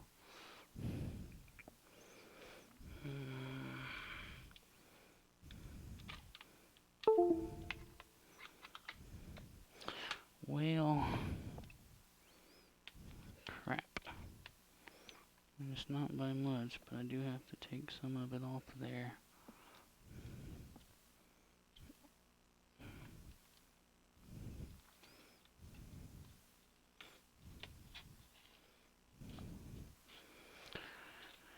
Either that or I've got to take some off of the other end.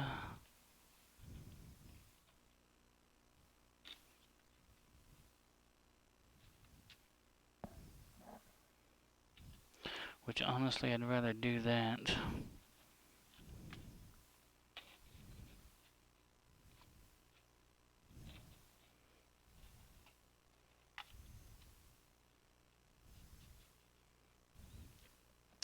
Because I really don't want to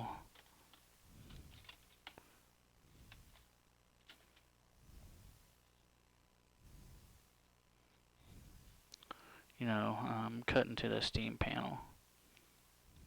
What I'm looking at is I've got about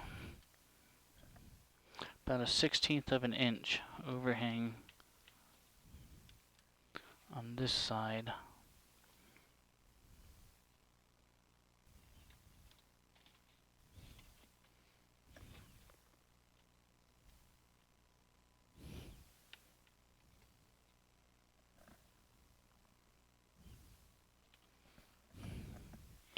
Alright, so what I'm going to try and do is take some material off of here.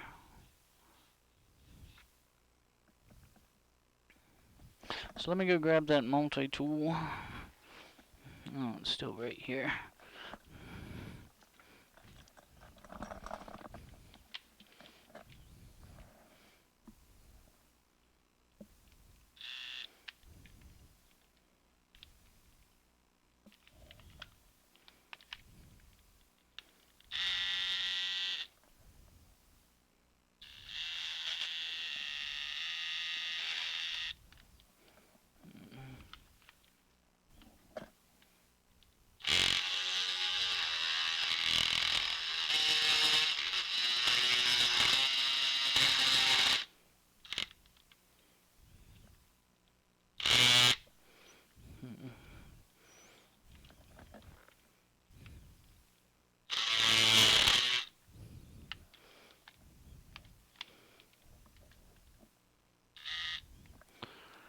I'm having a hard time getting a good angle in there.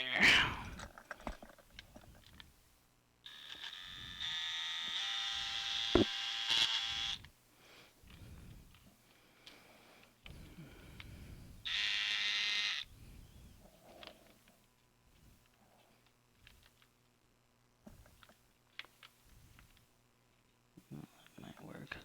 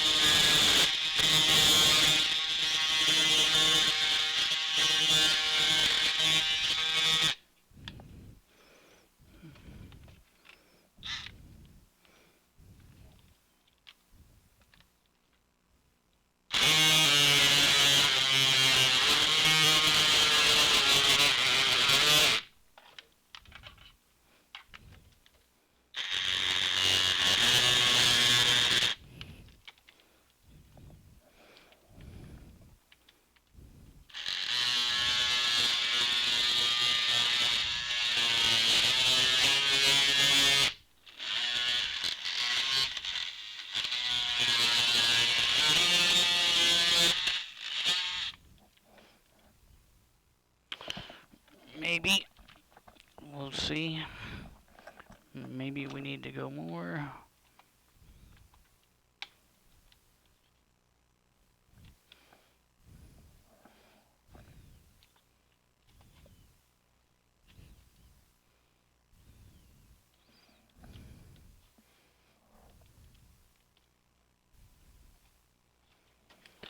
Yeah.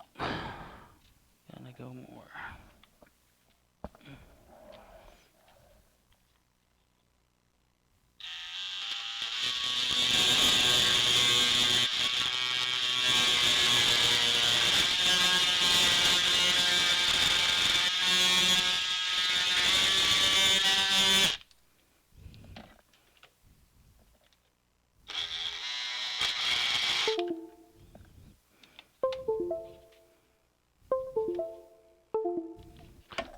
unplug this for now.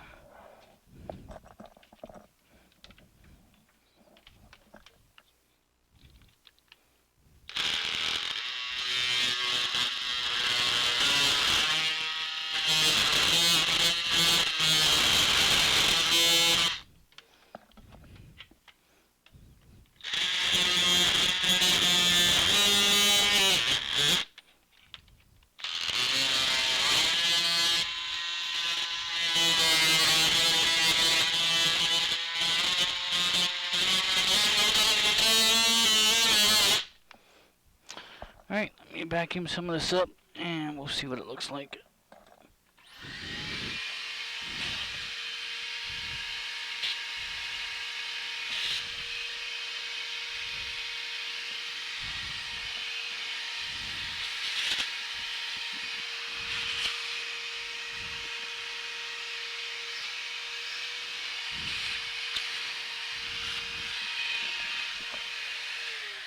Okay.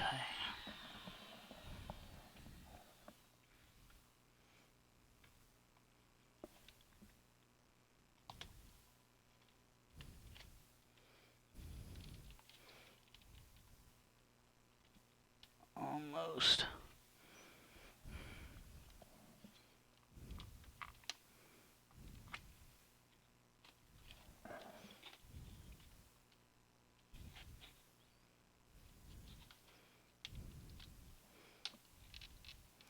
Like we're just fractions.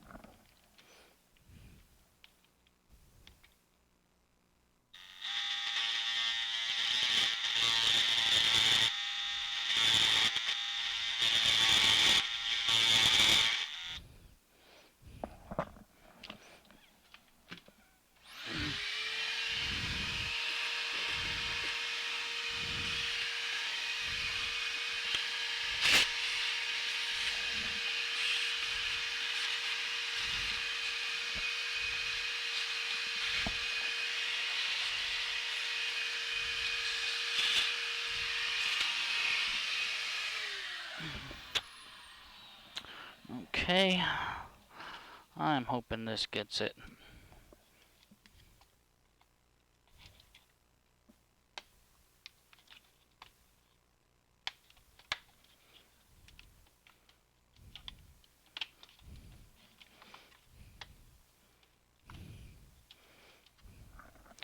Alright, well, we're through the first layer. We've got a little bit more trimming to do.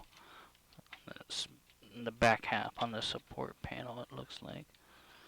Just a little bit more.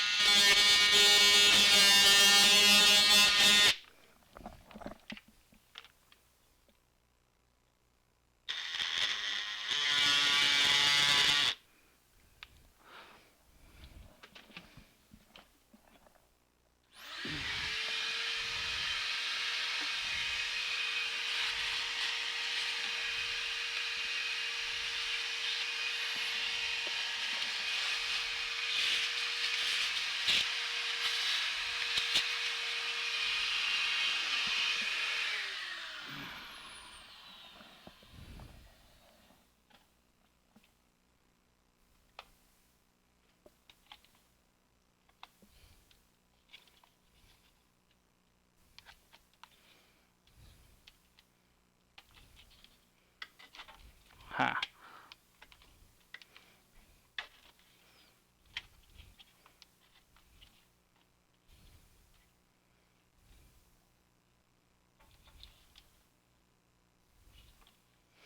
Think that'll work.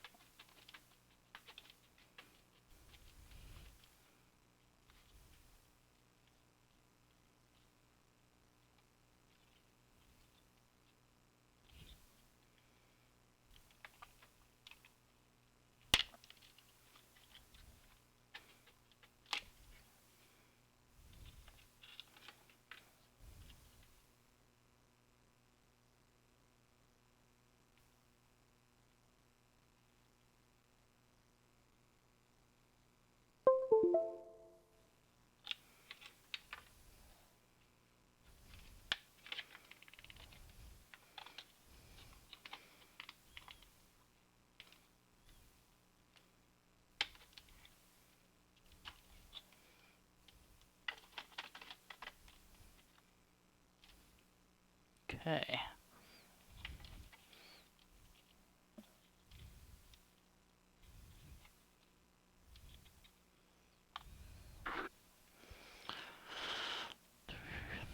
That's in there. Where's our 430?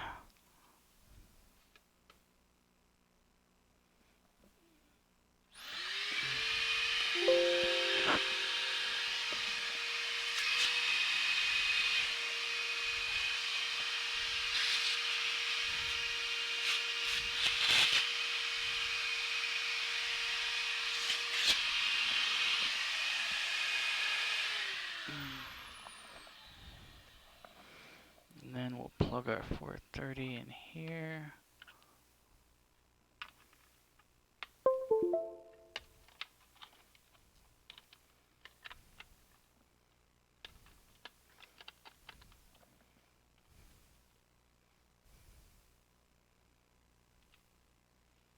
Shove that in there.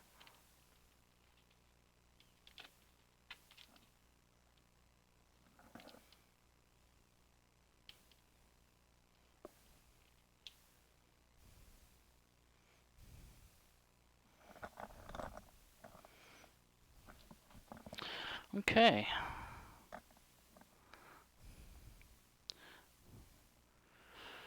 I think we're just about ready to fire up X-Plane and see what happens. Let's find our USB for DME. It's right there. And we'll go grab the DME panel.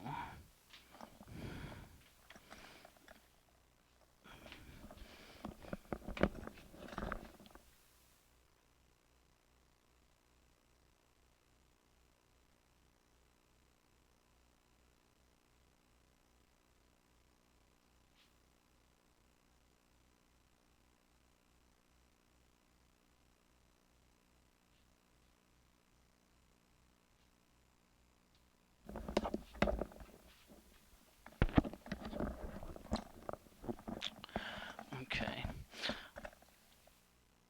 I'm gonna have to put some more of this vinyl tape on here because the part that I had on there got kind of messed up as I was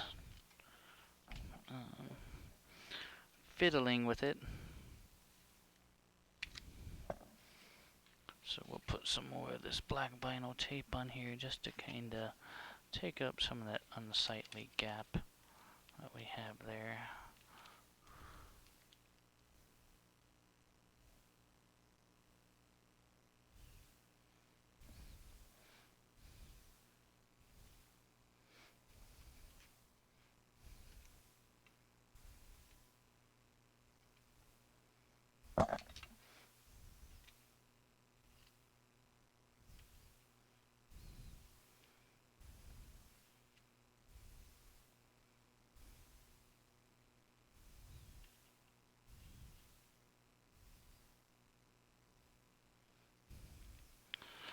Okay.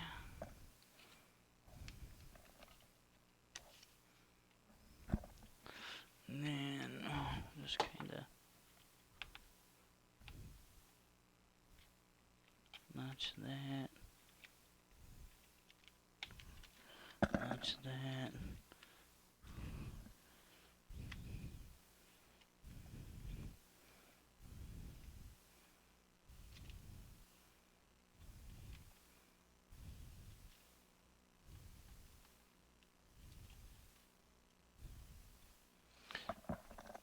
Okay, and our DME panel.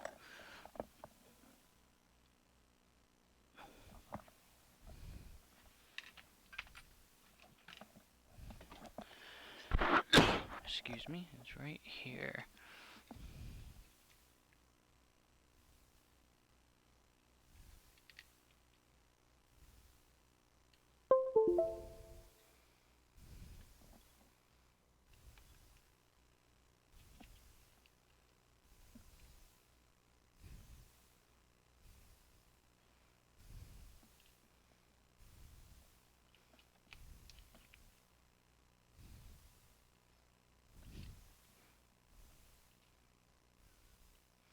Alright, me grab a couple screws. We'll screw that DME panel in, and then we'll fire up X-Plane and see how it works out.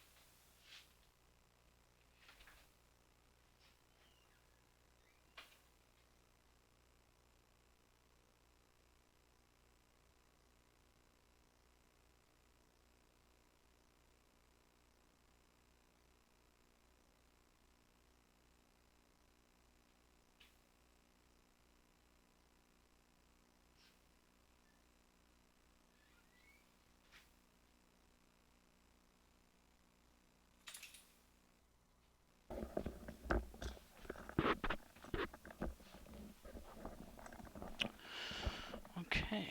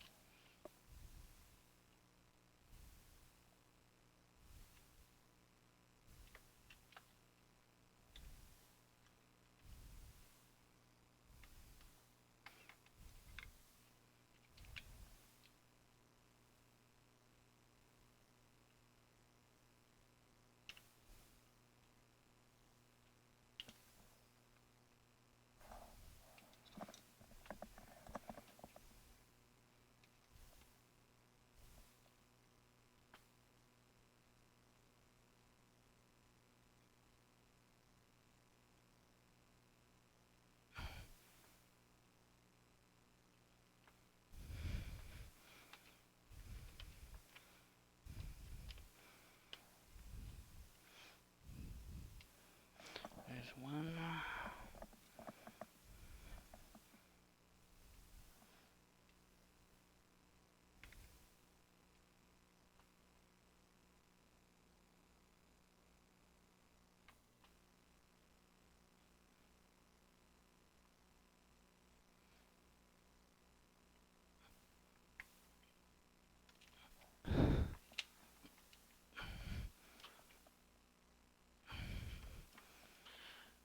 And two. Okay. We're in there, we're in there, in there, in there. Let's go ahead and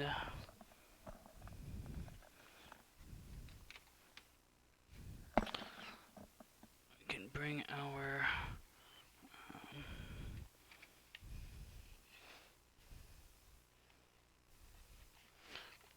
glare shield back down.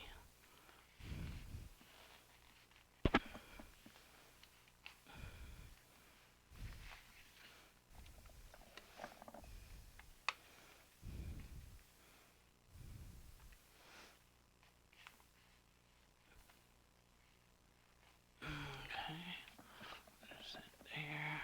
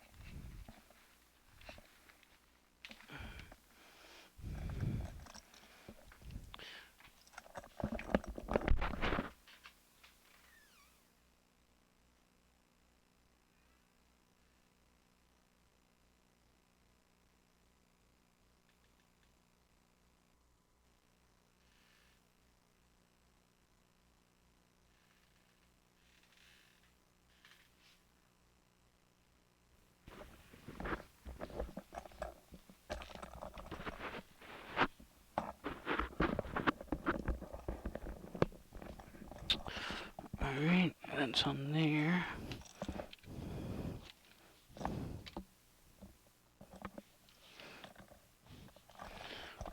Okay.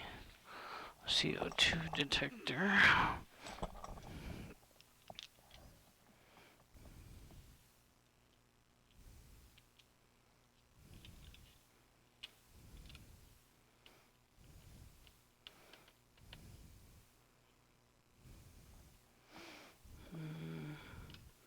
I don't think that was where it was at.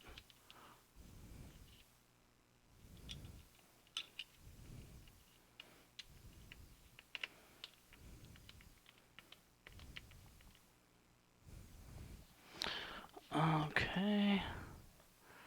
Alright.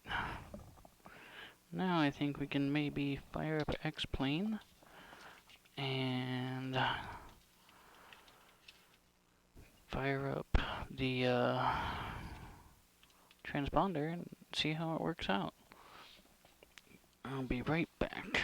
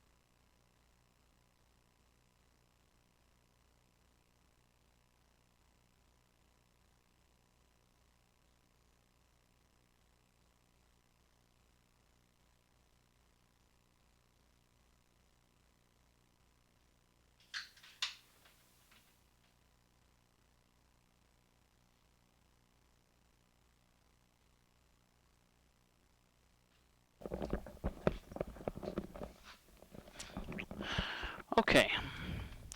Let's go ahead and since we kind of had things unhooked, what I need to do first is we're going to go into control panel, devices and printers, and we're just going to make sure that what I'm wanting to see is, okay, real sim gear 650 is being recognized, autopilot, radio panel. So I need to know what. Okay, so that's COM port 10. It's for our DME and ground speed. And then the autopilot panel is COM 15, and we need to know that so that we can assign those two COM ports to prop wash simulation plugin inside of X-plane.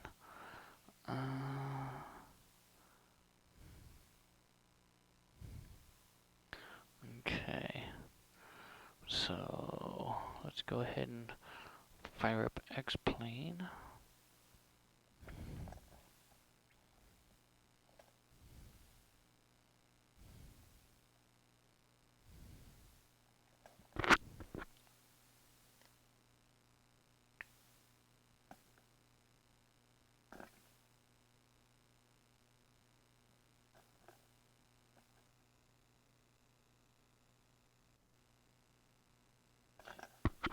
And I'm just gonna load on the runway at my home airport. I think that's where I'm at last.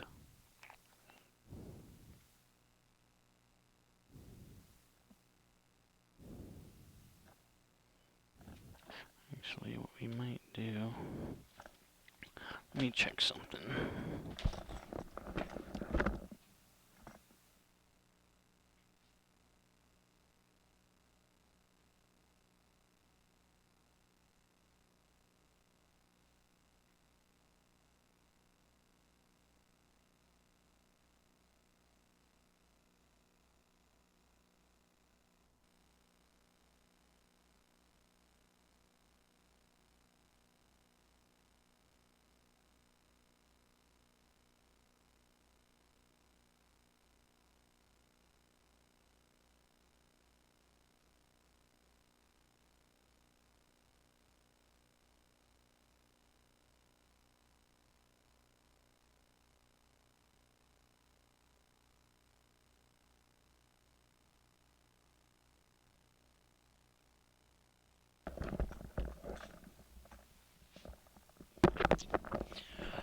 I think instead of my home airport, we'll pick one of these controlled fields for the VATSIM event this evening out on the west side. And let's see, where do we want to go?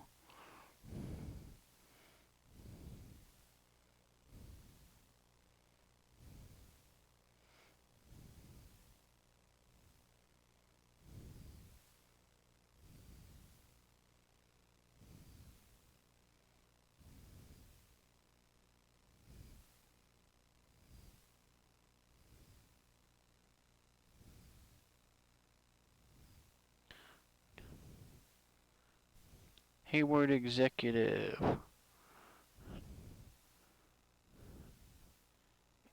Hotel Whiskey Delta. They got a full stack there. That's where we're going.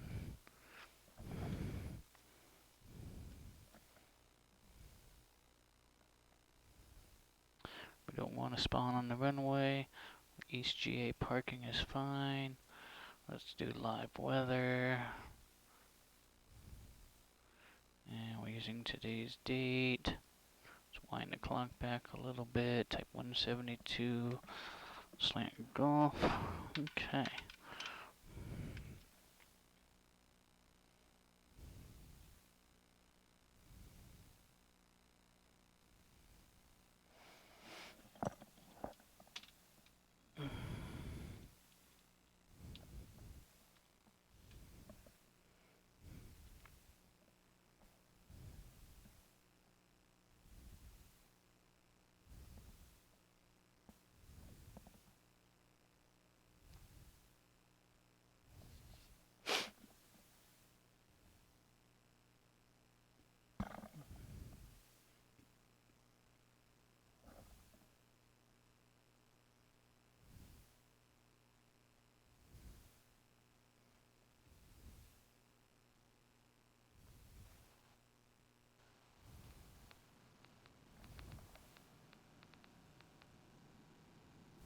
Alright, here we are loaded up in Hayward Executive.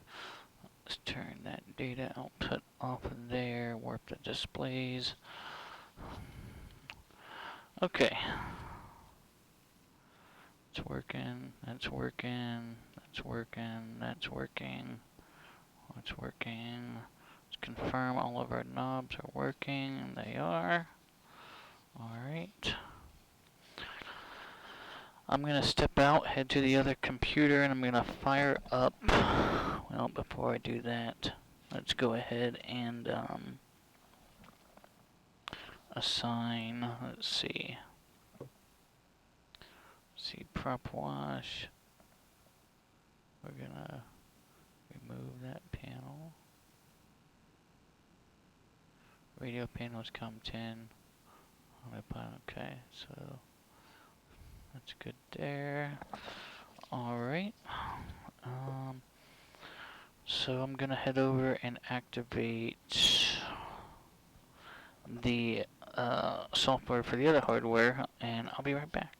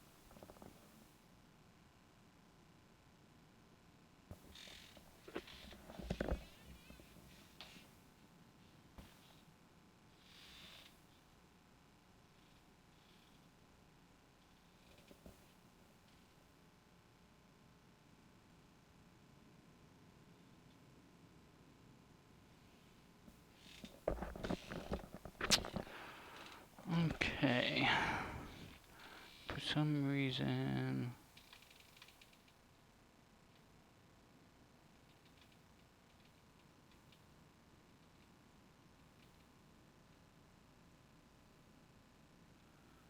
Okay.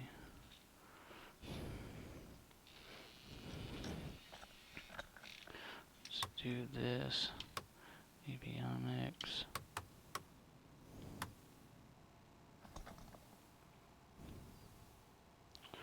Okay. So these two are flopped.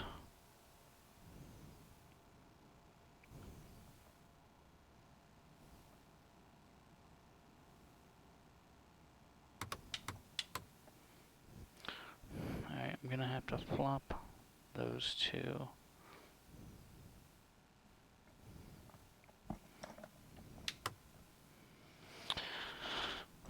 Bear with me just a second.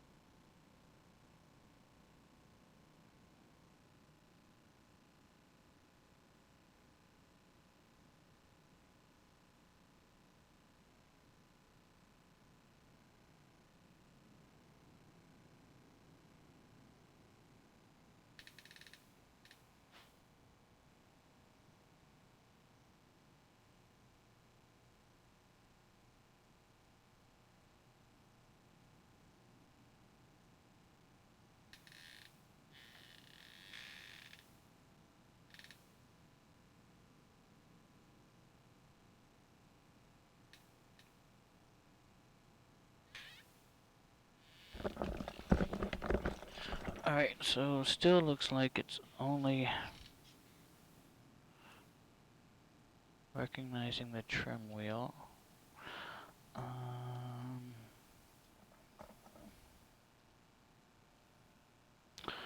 Let's see. I wonder if there's another program I needed to install.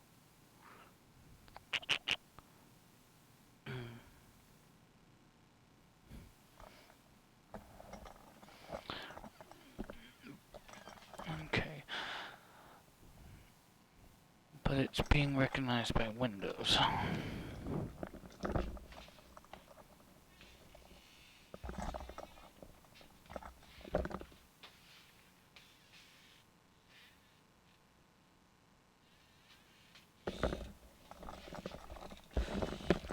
What I'm trying to do is locate the trim, or the software that drives the transponder. And unfortunately, it's on a separate computer. It's kind of out of the camera's sight.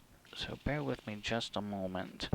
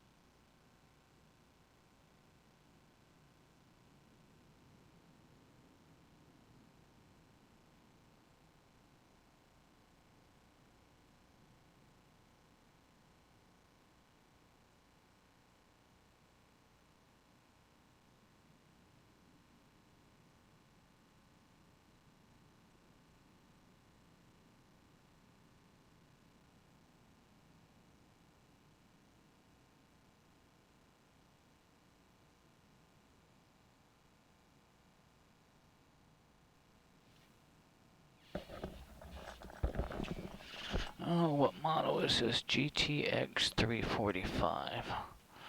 Okay.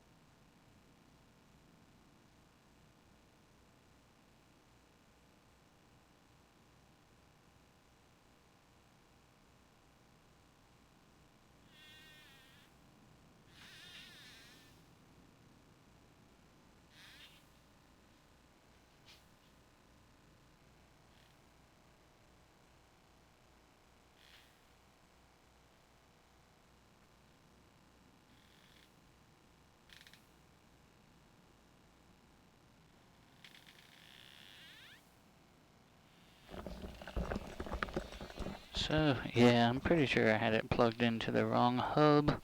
So I'm going to start this program up and let's see what happens.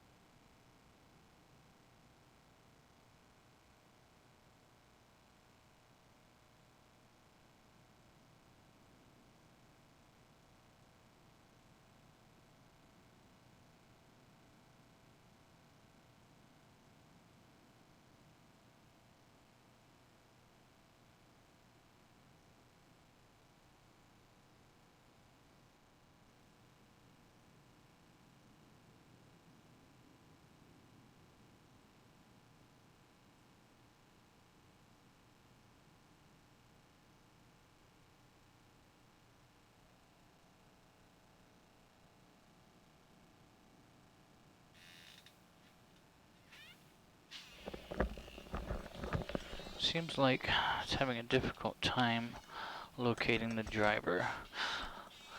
Let's see if I can't debug this real quick. Control panel.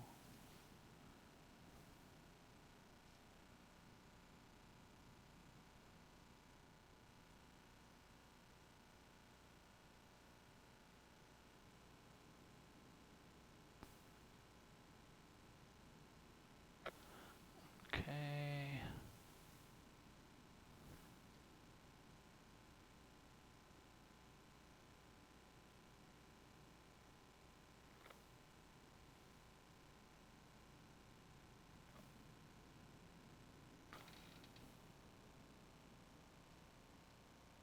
Firmware updates, don't need CP210 universal window. Okay, this is probably what I need right here.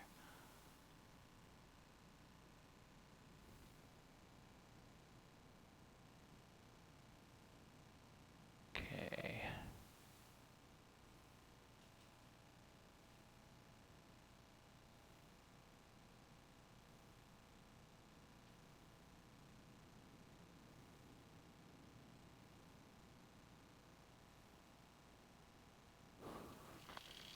Let's extract this to a folder.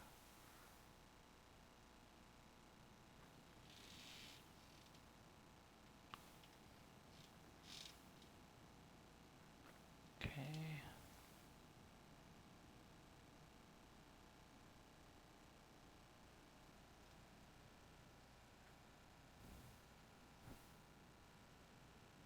See instructions. Package contains a virtual COM port driver. And I'm looking for Charlie Papa 2102. Okay, that's included in here.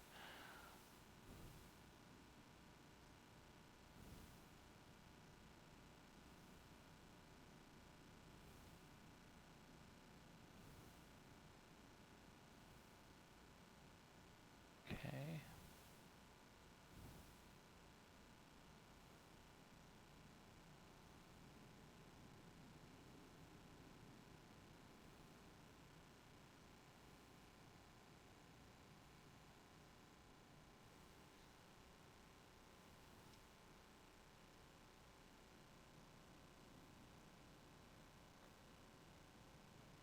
Alright, driver's installed. How about that?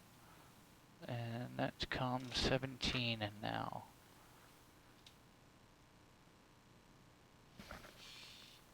Okay, so then theoretically, if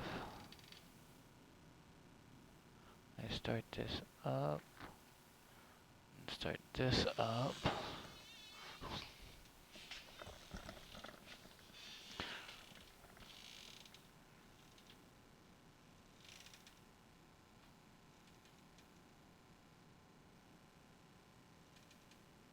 two devices connected. What do we have here? Some activity.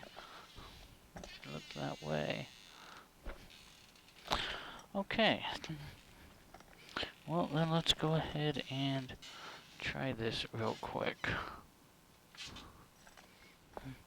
But I think I want to do a clean exit of X-plane and restart it. So that it grabs that COM port properly.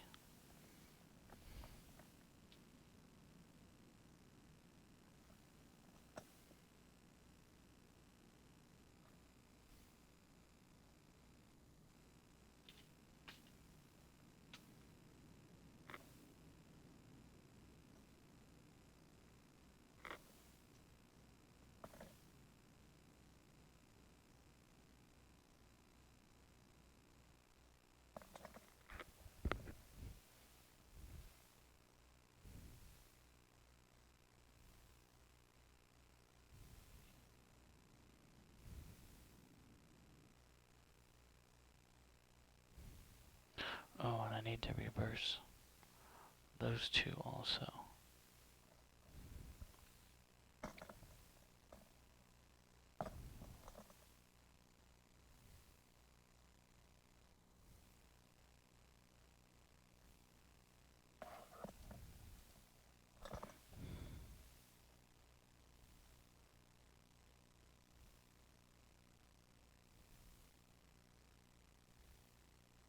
Yeah, I knew the fact that it was hung on exit and I have to force close it tells me that I definitely should restart X-Plane because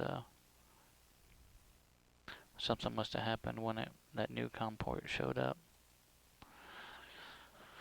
Okay, alright, and I need to swap these two devices real quick.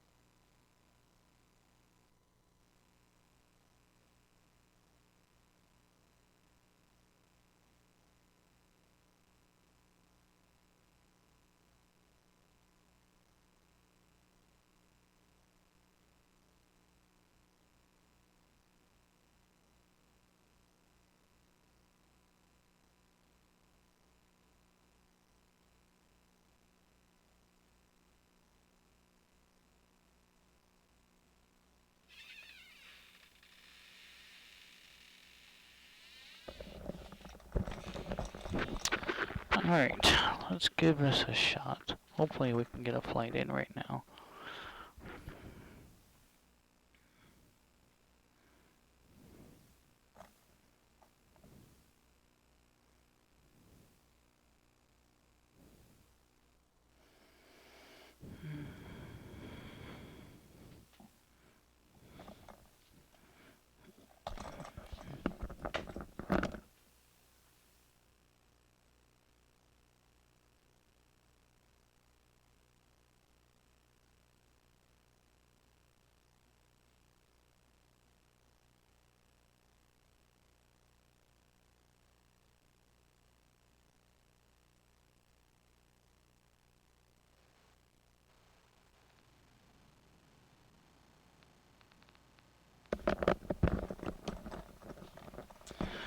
Okay.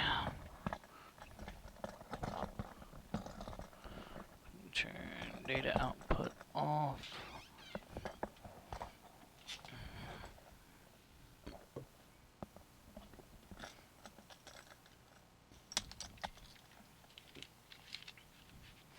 Okay, gonna expedite startup here. Brakes on, parking brakes on.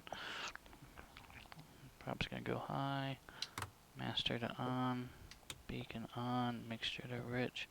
Mags to start. Here we go.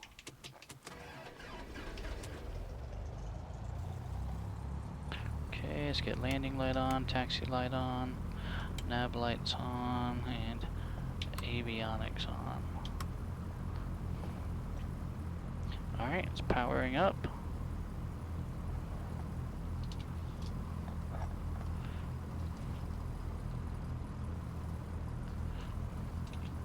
Alright, so right now it's on standby mode, which confirms with our 650. Let's hit on, switches to on, and that switch there.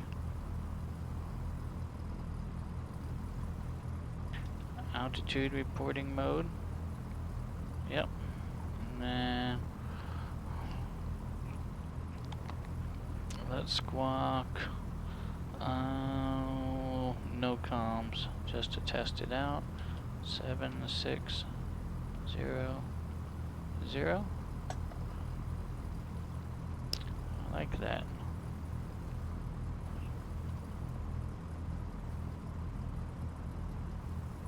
And if we hit this VFR button, it should take us back to 1200.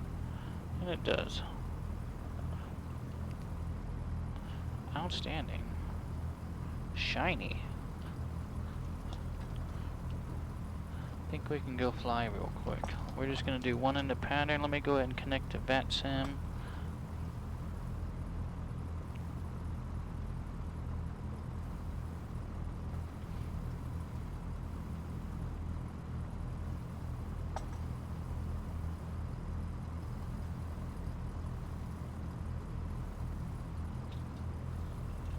Alright, I'm going to give that some time for some frequencies to populate up.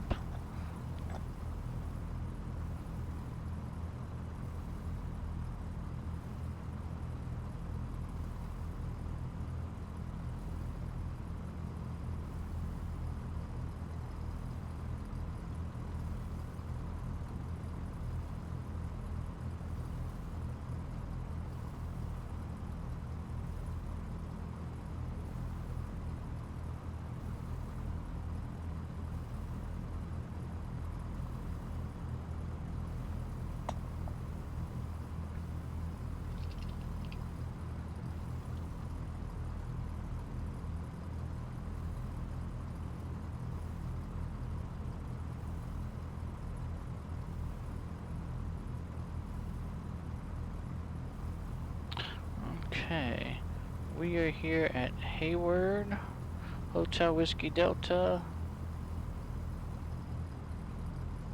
It's a Class Delta, field elevation 52 feet. Longest runway is 5,700 feet long. Okay.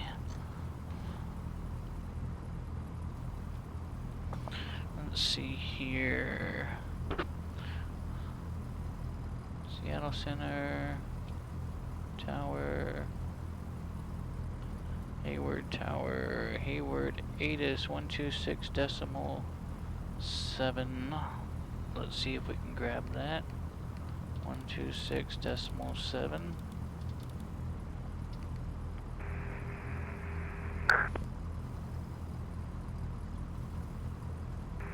Hayward Airport information echo 0154 Zulu observation, wind 27012, visibility 10, sky clear, temperature 172.11, altimeter 2988, landing and departing, runway 28 left, 28 right, advise on initial contact, give information echo.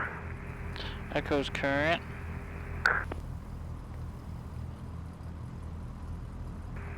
Hayward Airport information echo 0154 Zulu observation, wind 27012, visibility 10, sky clear, temperature 172.11, altimeter 2988. Alright, easy enough. And Hayward Tower is on 120.2.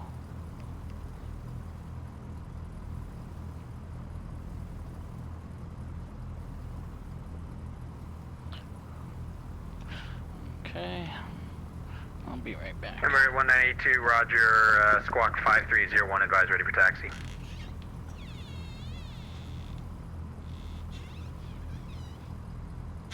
November 182, 5301.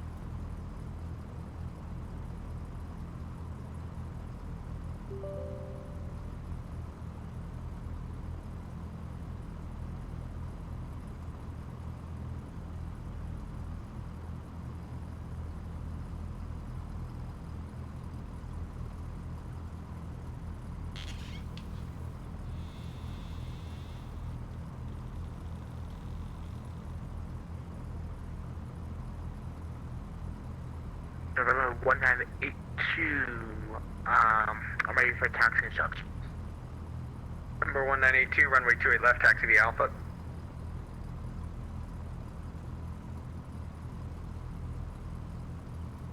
November 1982, 21 left, taxi via Alpha. November 1982, runway 28 left, taxi via Alpha.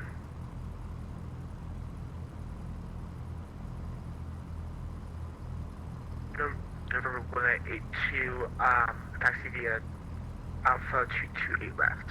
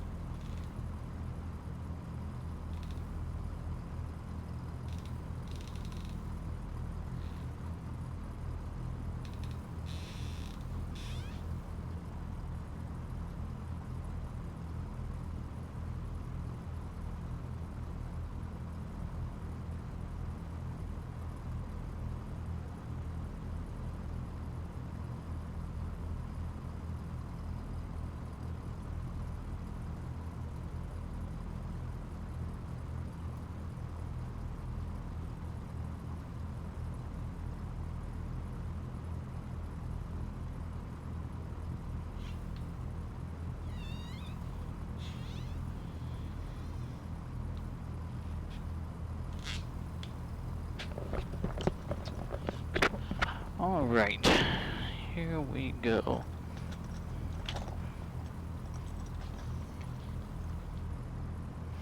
Let's go ahead and file a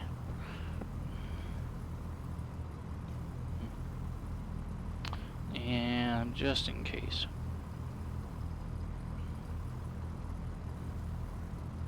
So we're just gonna do a couple in a pattern here.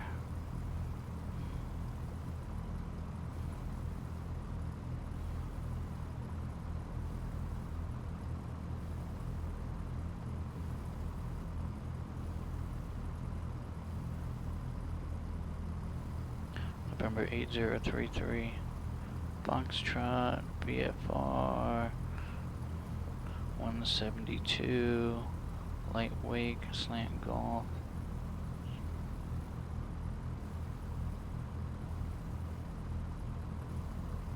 Off block 10, 11, 12, 0235, altitude 1,000 feet.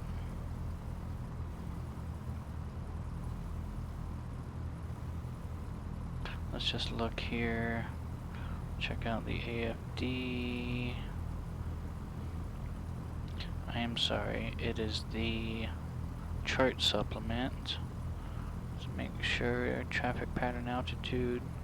See remarks. November 1982, holding short 28 left. Number 1982, make right close traffic, runway 28 left, clear for takeoff. November 1982, to right close traffic. 800 feet. Left.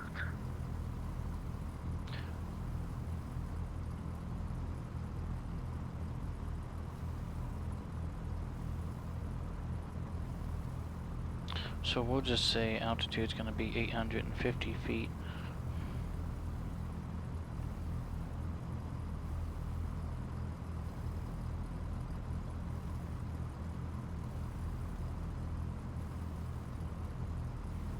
Airspeed 90 knots.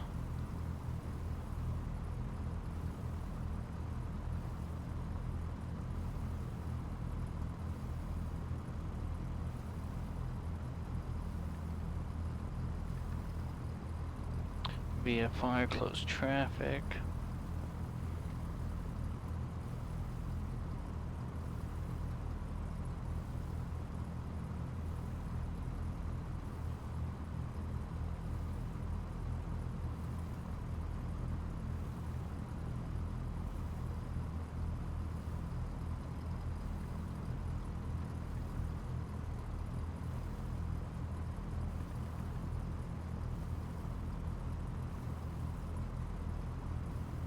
Alright, flight plan is filed.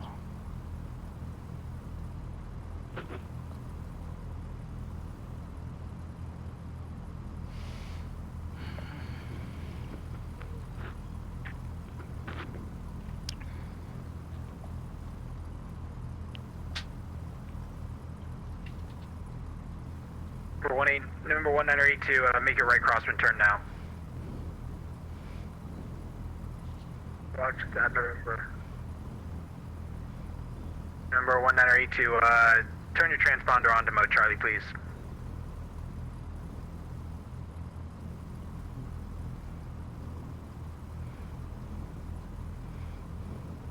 That number 192, give me 1 second, so I could turn on active pause. Interesting.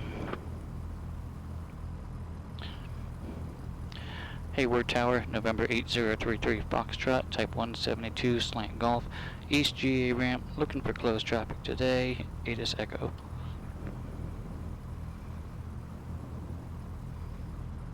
Number 8033 Foxtrot, Hayward Tower, thank you for Echo, squawk 5770 and advise ready for taxi runway 28 left.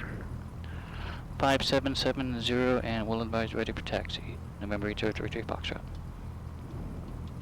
Number 1982, you're on frequency. Number 182, trans frequency. Is that correct?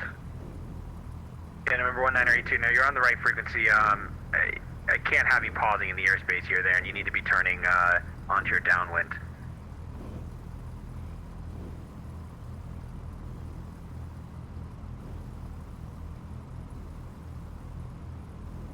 Alright. About ATC, I'm using that sim, so I'm just trying to do my best. Yeah, November 1982, I'd suggest not flying in a busy event if you are unable to fly a simple traffic pattern.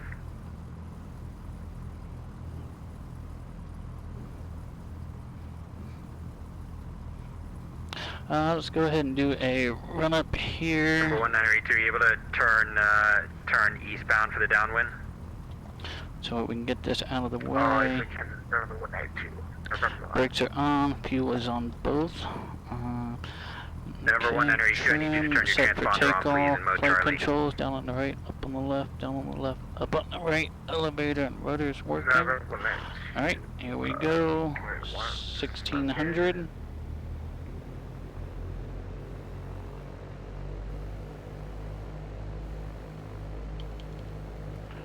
Left mag, there's a drop, let's get back to both. Right mag, there's a drop, back to both. Cockpit on, there's a drop, let's get back to both. Suction's in the green, oil pressure, oil temperature look good, we've got good fuel flow. Alright, let's go ahead and idle back here. Field elevation was 56 feet, altimeter is 2988, looks good there. Okay.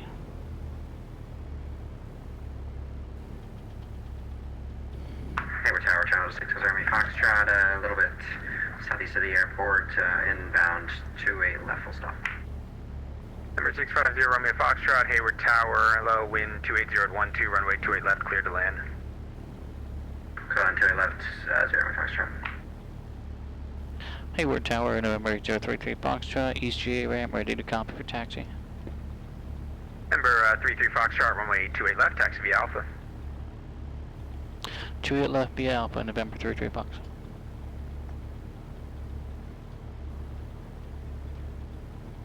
Parking brake off.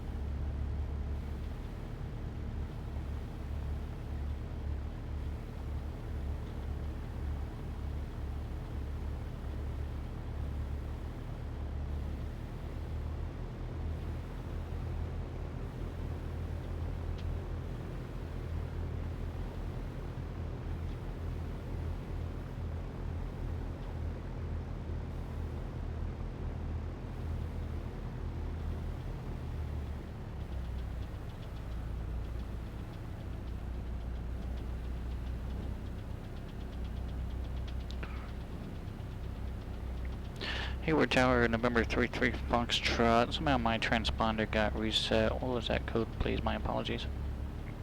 No worries, November 33 Foxtrot, it was 5770, 5770.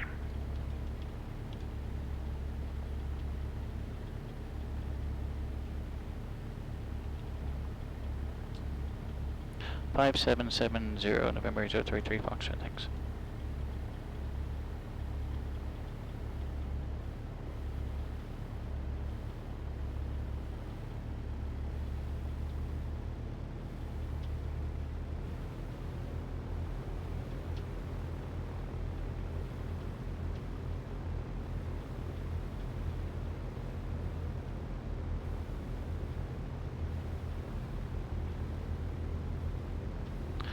Right, 5770, I'm just going to write that down just in case that resets again. Should have wrote it down earlier, but did not. Got one coming in to land right there.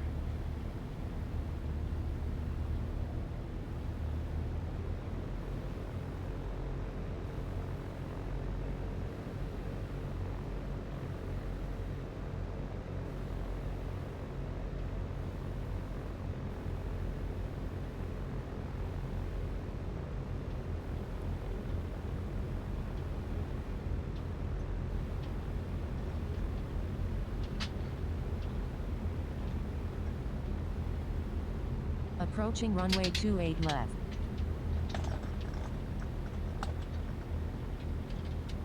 Entered runway 28 left. 5,500 feet remaining. Number 650, Romeo Foxtrot, cross runway 28 ready to go, taxi V Alpha to the ramp. Oops, the hold was actually way back there. Number 33 Foxtrot, make right close traffic, runway 28 left, clear for takeoff. Right close traffic, 28 left, clear for takeoff, November 33 Foxtrot.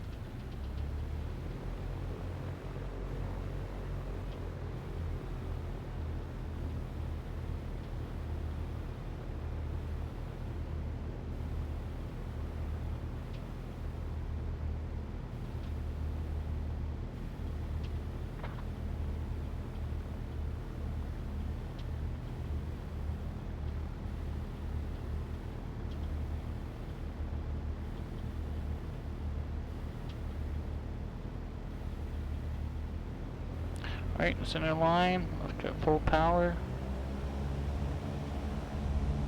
Rudder for center. Airspeed's up. Just let it fly.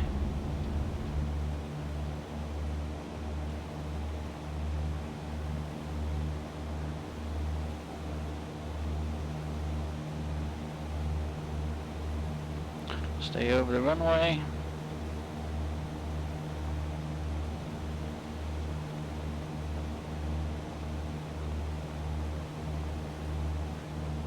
Challenger 225 November, RNAV.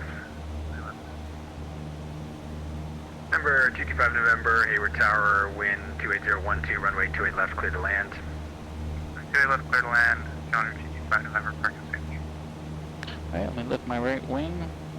Well, no, not just yet, we're 500. We'll just go up to pattern altitude before we make that crosswind. Pattern altitude's only 800.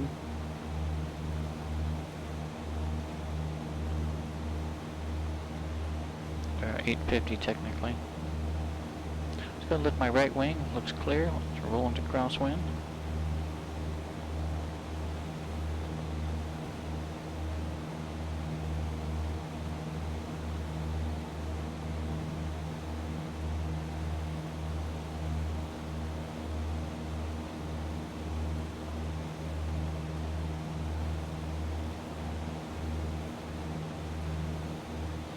Lift my right wing, that looks clear, we're rolling to the downwind.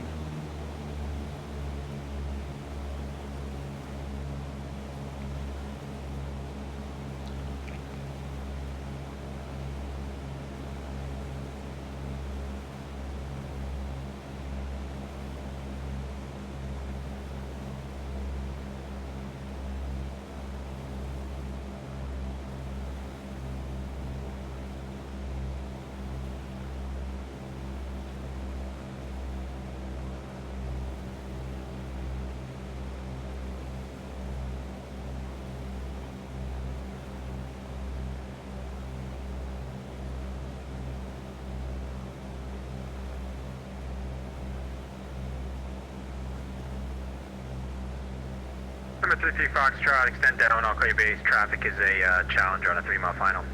Extending down when you've got the base November 33 Fox. We'll be looking for the traffic. Roger, and yeah, November 33 Foxtrot, just report when you have him in sight. Wilco, November 33 Fox.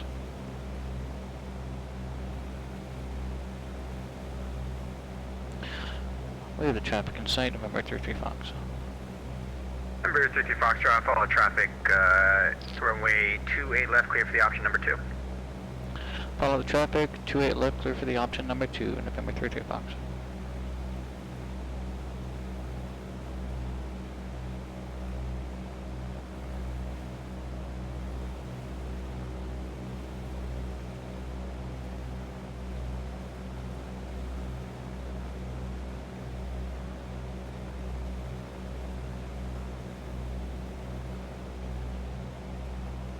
Okay, there he is.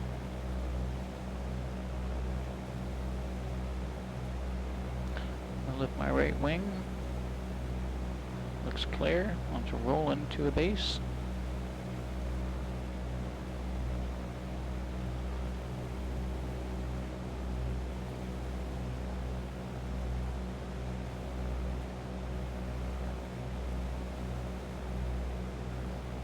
And then we'll roll right into final.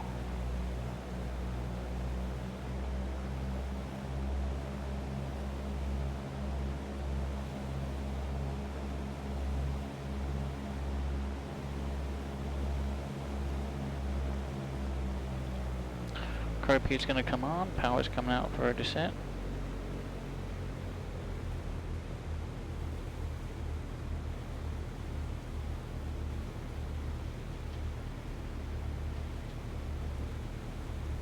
Flaps 10.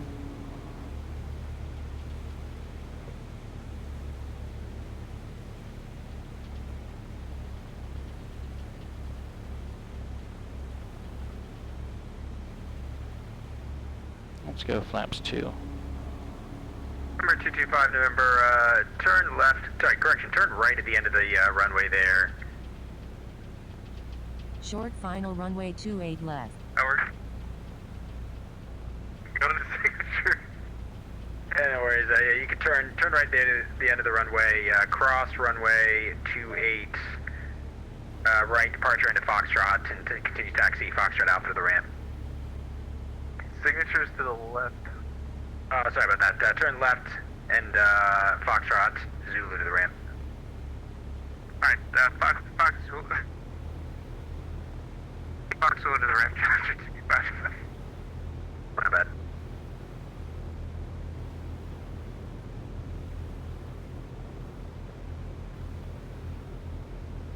I think we got time to do one more.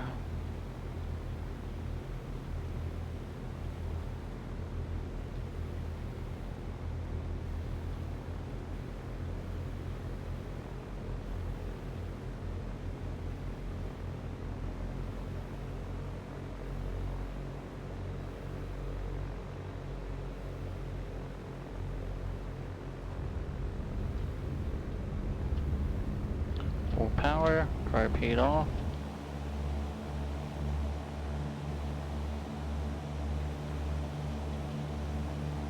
Got all those flaps in there.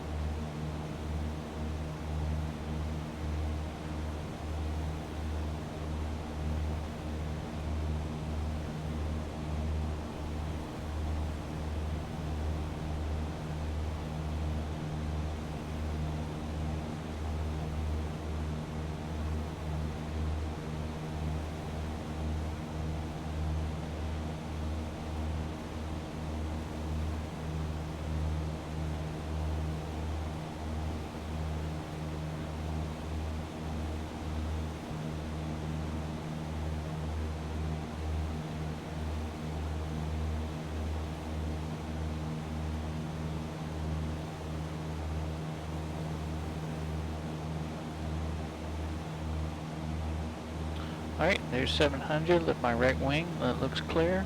Let's Let's roll into a crosswind.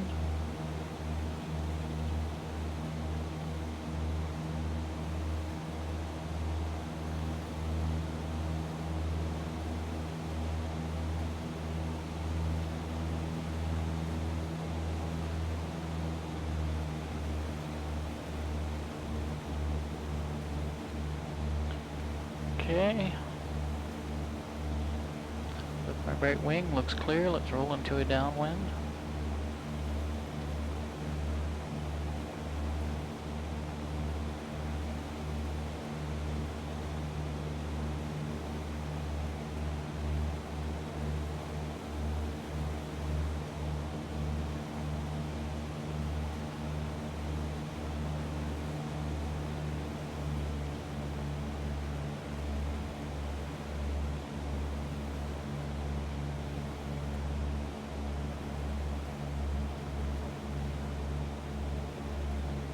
Pound in altitude, nice downwind.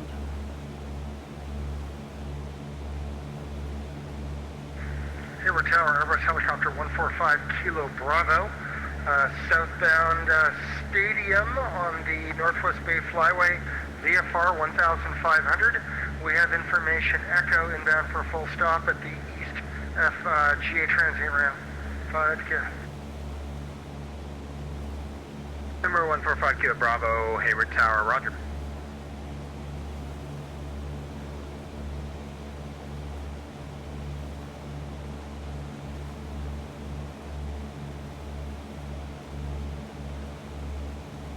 Number 145 Kilo Bravo, you said you wanted to park East GA ramp just north of Taxiway Echo? Affirmative, 5 Kilo Bravo.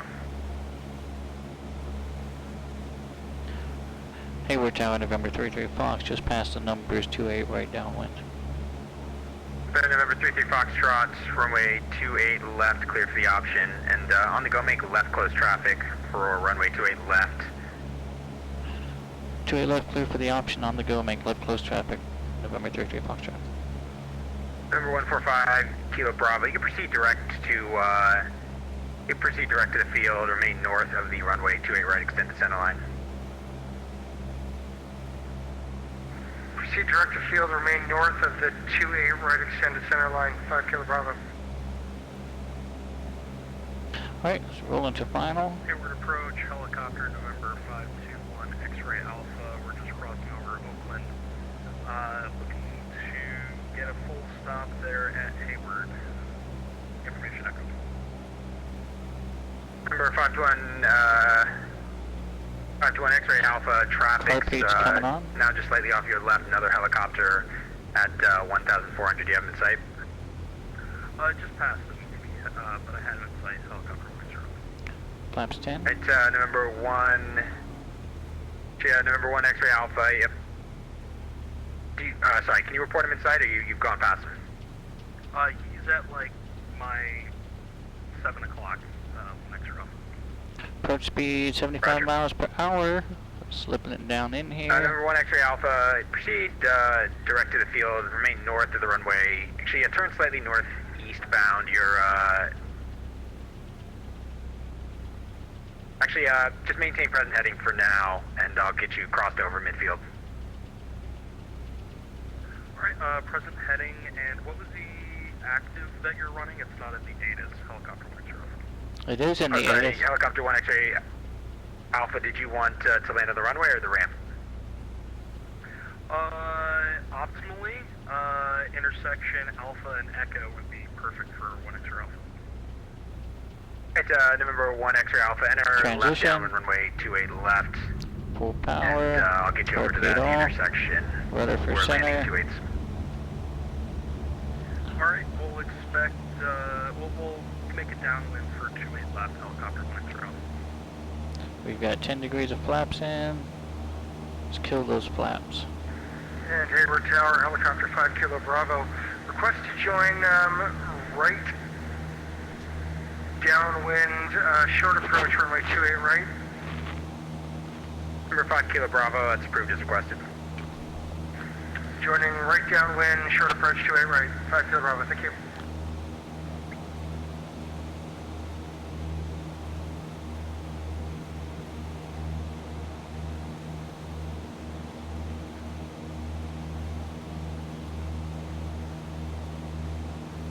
traffic. Number 5 Kilo Bravo, just confirm you want to land on runway 28 right. Affirmative, we'll take 28 right, 5 Kilo Bravo. Number 5 Kilo Bravo, make sure to approach runway 28 right, clear to land. Short approach, short right, clear to land. 5 Kilo With my Bravo. left wing, it looks clear. Let's roll into it. Air Tower, Channel 6 Left crosswind. Looking to go by far down to Van Nuys, please. Number 1 X-ray Alpha, sorry, you said you wanted intersection Alpha and Echo, is that correct? Affirmative, 1 X-ray Alpha.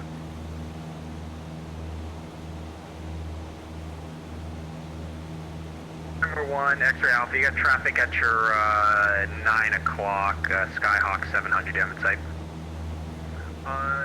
Yeah, we have the departing traffic inside helicopter 1 X-ray Alpha. Okay, with my And left number 1 wing, X-ray looks Alpha, clear. just proceed east or Roll southbound into for a now, just for a downwind. moment. Alright, we'll proceed east helicopter 1 X-ray Alpha. Number 32 Foxtrot, traffic's a helicopter at your 11 o'clock 1000. Yep, got him off my nose. Skyhawk 33 Fox.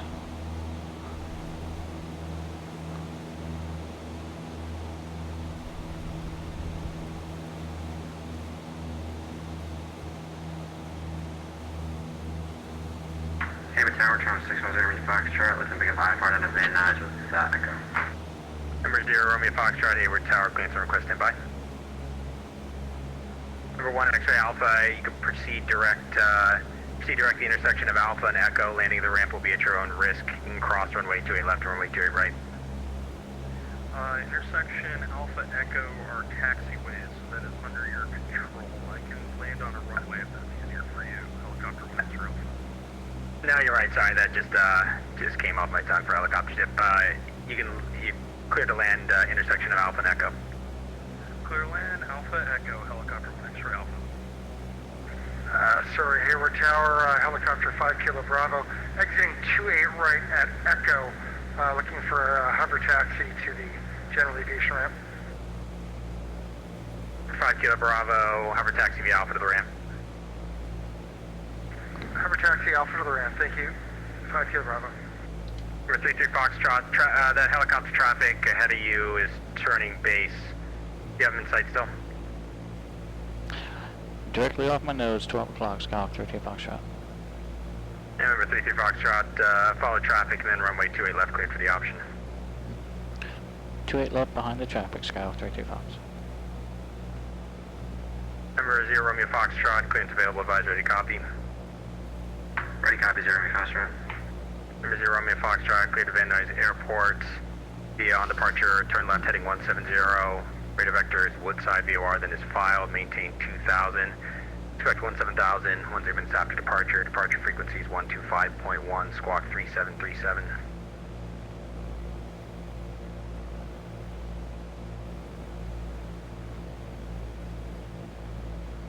Alright, clear to Van Nuys via on departure flight. Turn left heading 170. Radar vector is to Woodside VOR, then is filed, maintain 2000. We'll expect 170, 5 minutes after departure. Departure's on 125.1 and squawk 3737 for 0 Romeo Foxtrot. Number 0 Romeo Foxtrot, read 1 back mile, correct. final Expect runway runway 28 28 left for right. departure. 28 left, 0 Romeo Foxtrot.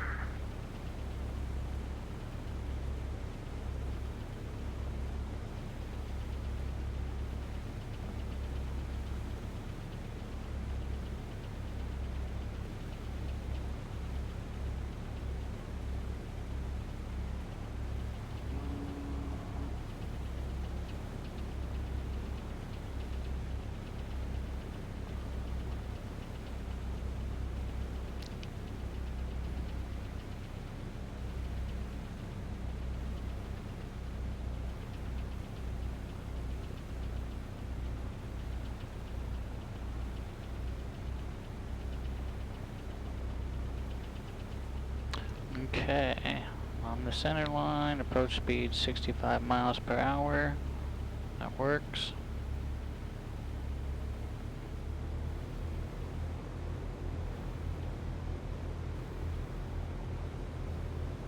Let's transition.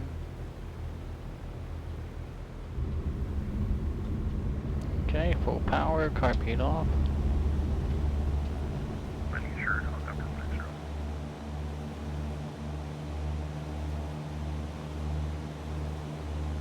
Bravo, November 416 Delta Zulu, Cessna 414 on the ground. The transient request BFR departure on the Bayshore transition.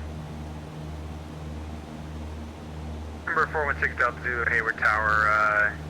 Check if you're not in observer mode. I don't see you in the airport here. Hayward Tower, November 33 Fox, right or left for this? November 33 Fox, you can just continue left, close traffic, runway 28 left. Left coast, close traffic, and we have a request. November 33 Fox, go ahead. At the midfield downwind, we'd like to simulate an engine now, do a power off 180 for full stop. November 33 Fox. November 33 Fox, approved as requested. Approve, simulated engine out, power off 180 into 28 left for full stop, November 33 Fox. And 1 X-ray Alpha, did you want to hover taxi? I'll see you here in a little bit. I'll be we can see you later. ground taxi over into the transient. Roger, number 1 X-ray Alpha, taxi via Alpha to the ramp. Alpha to the ramp, helicopter right through.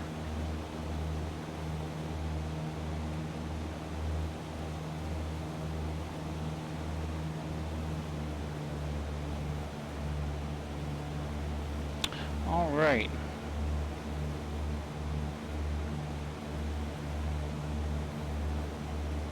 And November 33 Fox, runway 28 left, clear to land. Clear to land, short approach 28 left, November 33 Fox. Alright, here we go. Cockpit on, power's coming out.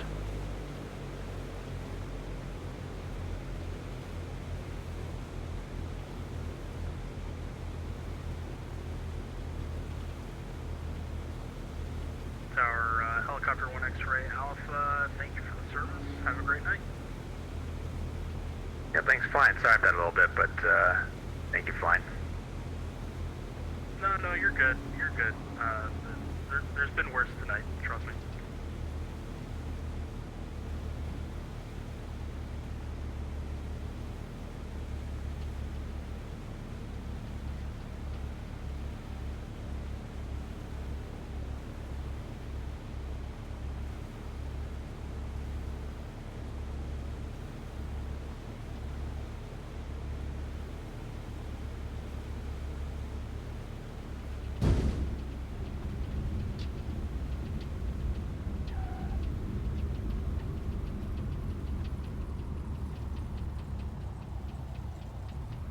Yeah, we bonked that one.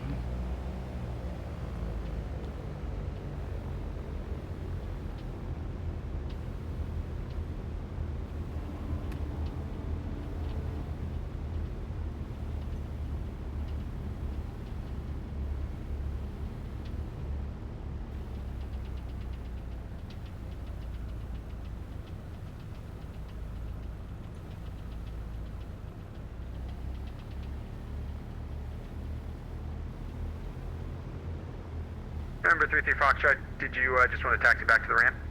Affirmative, that was our last one, November 33 Fox. November 33 Foxtrot, cross runway 28 right at Foxtrot, and continue taxi via Alpha to the ramp. Cross 28 right at Foxtrot, continue Alpha to the ramp to parking. Skyhawk 33 Foxtrot, and thank you for your service. Have a wonderful evening. Thanks for flying, you too. Approaching runway 10 left. Entered runway 10 left. 3,500 feet remaining.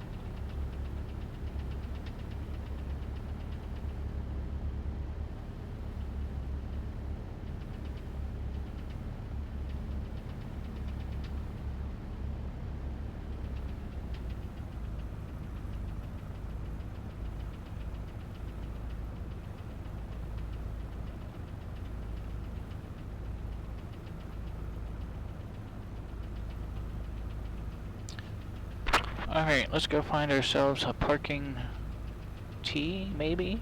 Spot? There's a T here. We'll find a spot.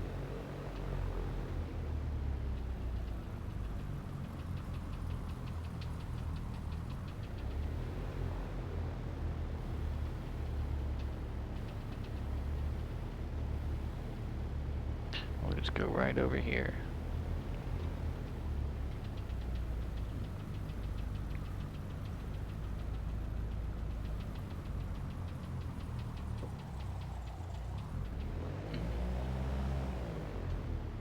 That'll work. Alright. Parking brake on. Compass going down. Avionics are gonna go off. All of our lights off. But our beacon. Make sure they're rich. Mags to off. Master to off. Beacon off. Let's disconnect from BatSim.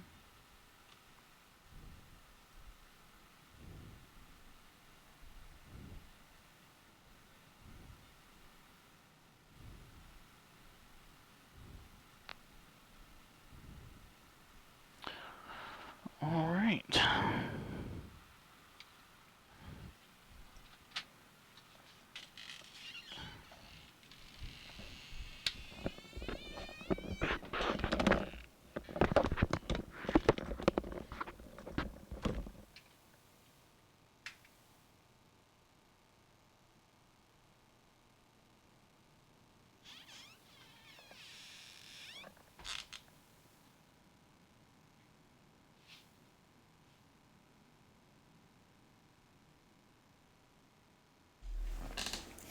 It is late, I know. I apologize. I am sorry it took so long to get things done today, but I do want to thank you for coming in and watching this evening. I should have been a little bit more prepared, but we still got the transponder installed, and everything is working as it should, so. That's it for me. Again, thank you for coming in. You have yourselves a wonderful evening until our next unscheduled flight. My name is Michael, and it was my pleasure flying with you. I hope you all take care and stay safe, and we'll see you next time. Good evening.